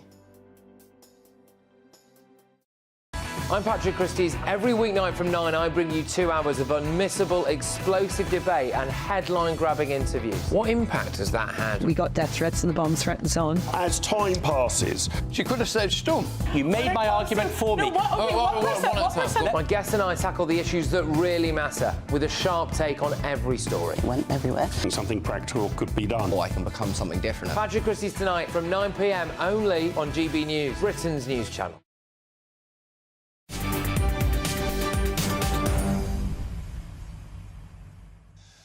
Welcome back. It's 5:49, the final furlong. I'm Martin Daubney on GB News. Now, excitement is building ahead of England's semi-final clash against the Netherlands in the Euros on Wednesday. Fans will be hoping for an improvement in what's had to be seen as some dismal performances. Luke Shaw could start the game for England after he made his comeback from injury in Saturday's penalty shootout win over Switzerland.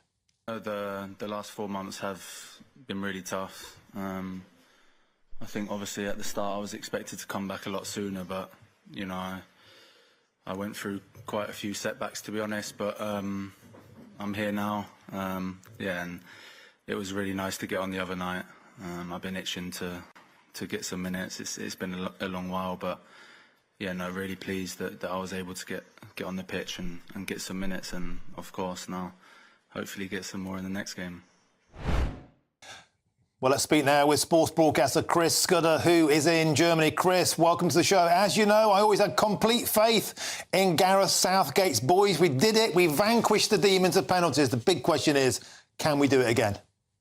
No, you said they were rubbish, Martin, and they weren't going to do it. I told you they would, and they did. You know, listen, it's you get this far and you just win. Simple as that. And as I said the other day when I was in Dusseldorf, there's more to come for England. I just feel, you know, we haven't seen anything yet, but it doesn't matter either way. I just think they're playing within themselves, and getting to this stage of the tournament now, it's really about getting over the line and that togetherness. And looking at some of these pictures today, there's Eze, and you saw Bukayo Saka there, and Phil Foden. The smile on the face says a lot. They are playing for Gareth Southgate. He might be getting all kinds of pelters at home and all over the place, but the players like him. And, you know, that is so important.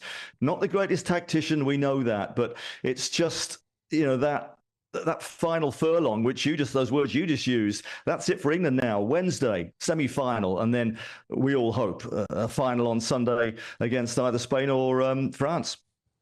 Now, Chris, who would have thought that penalties, historically our Achilles heel, became our strongest moment? An astonishing set of penalties, both from those who put the ball in the back of the net and from the keeper, Jordan Pickford, who played tremendously. Talk back in Britain now, though, is turning to Harry Kane. He looks extremely tired. Is it, Chris Scudder, do you think, off the record altogether to think about dropping Kano? Zero chance of Kane being dropped. I know he's not been playing very well. You've got to remember, I mean, he was injured towards the back end of the season and has not really looked up to it, has he? But, you know, he has scored 2 goals. And if a chance does drop to anybody in the England team, you'd probably want it to fall to Harry Kane. There's games get very tight from here on in now. And you've got to remember that Gareth Southgate, and I talked about that togetherness, his big thing is that harmony, and he does stick by the big players. He doesn't like to make substitutions until they concede a goal, as we saw the other week, which might be an argument for why doesn't he change it earlier? That's a fair argument. But, you know, he does stick by the big players. So I'll be amazed if he drops Harry Kane. I really would. I think the only chance of any changes will be that he'll probably bring back Mark Gahey, who was suspended for that last win. He'll probably come back into the defence at the expense of Konsa. And we just heard from Luke Shaw there as well, didn't we? Whether he'll start on the left-hand side. That must be a big temptation for Southgate, but I've got a feeling that he'll, again, stick by another of his favourites, Kieran Trippier, on that left-hand side. OK, Chris, just got a quick 30 seconds here. Can the Three Lions roar, or will the future be bright, the future be orange? They're going all the way to the final. Sure of that, Martin. Won't need penalties this time. You know, listen, in their history, England had only come from behind to win knockout matches twice before the last week. They've done it twice in the last 6 days against Slovakia and the win against Switzerland as well. So times are changing. They're winning at penalties. It really feels, honestly, that this is England's time, and I think they're going all the way. Chris Scudder, anyway. Normally I would say at this point, have you been drinking? But you've been right so far, Chris Scudder. Optimistic all the way. Thank you very much for joining us. Enjoy the match. You take care, my friend. That's all from me for now. Jubes & Co. is up next. Presented this evening by Bev Turner. And then if you haven't had enough of my ugly mush, I'll be back on your screens at 7 p.m. right here on GB News. Don't forget to join us from 6 a.m. tomorrow. It's Breakfast with Eamon and Isabel, followed by Britain's Newsroom at 9:30 with Andrew and Bev. And then Tom and Emily with Good Afternoon Britain from midday. And of course then I'll be back tomorrow at 3 o'clock until 6. I've been Martin Daubney on GB News. The first day of first Monday of a new Labour government. Has anything changed? Now's the time for your weather with Alex Burker.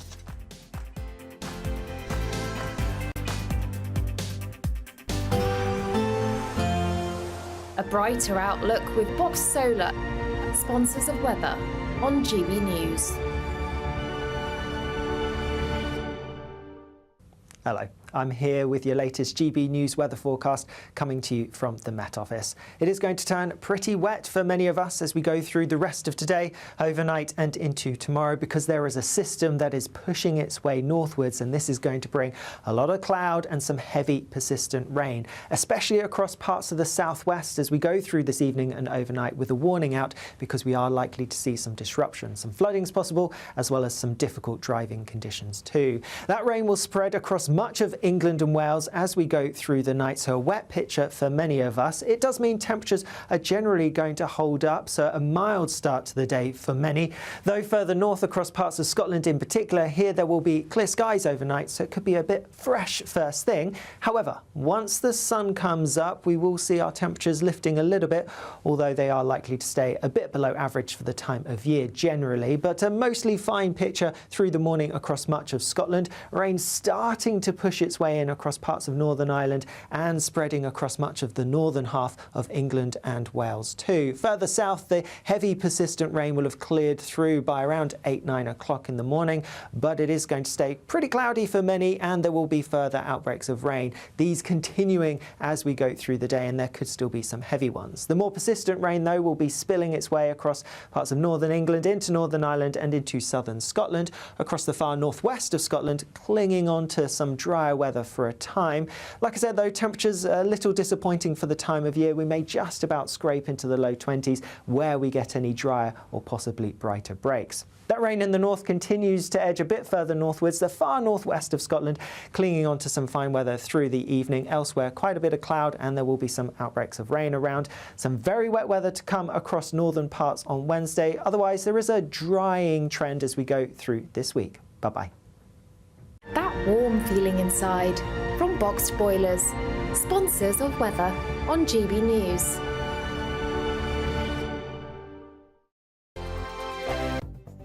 The latest GB News travel. Good evening, I'm Johnny Ratner. There are still long delays heading south through Cumbria down the M6 from 37 to 36, just south of Kendal at the scene of an earlier collision. All restrictions have now been lifted. Meanwhile, there are long queues through Cambridgeshire at Fenstanton. The Cambridge Road is shut westbound after a tractor overturned and was involved in an accident with a caravan. Queues back onto the A14 towards Brampton as you divert. On the Surrey stretch of the M25, long anti-clockwise queues of about an hour from 9 to 6, Leatherhead to Godstone, coming into those ongoing roadworks, of course, where restrictions are in place just after Godstone towards Clackett Lane into Kent. And on the M5 in Somerset, long southbound queues continue after an earlier crash that's now on the hard shoulder north of Clevedon. And finally in Dorset, south of Wimborne Minster, the A31 is closed off the Merley roundabout near Ashington following an accident. That's the latest. You can stay up to date throughout the day by visiting our website, gbnews.com. £30,000 in cash has to be won. It's our biggest cash prize so far, and it could be yours. Phil was a winner. Listen to what he says about winning the Great British Giveaway. Hi, my name's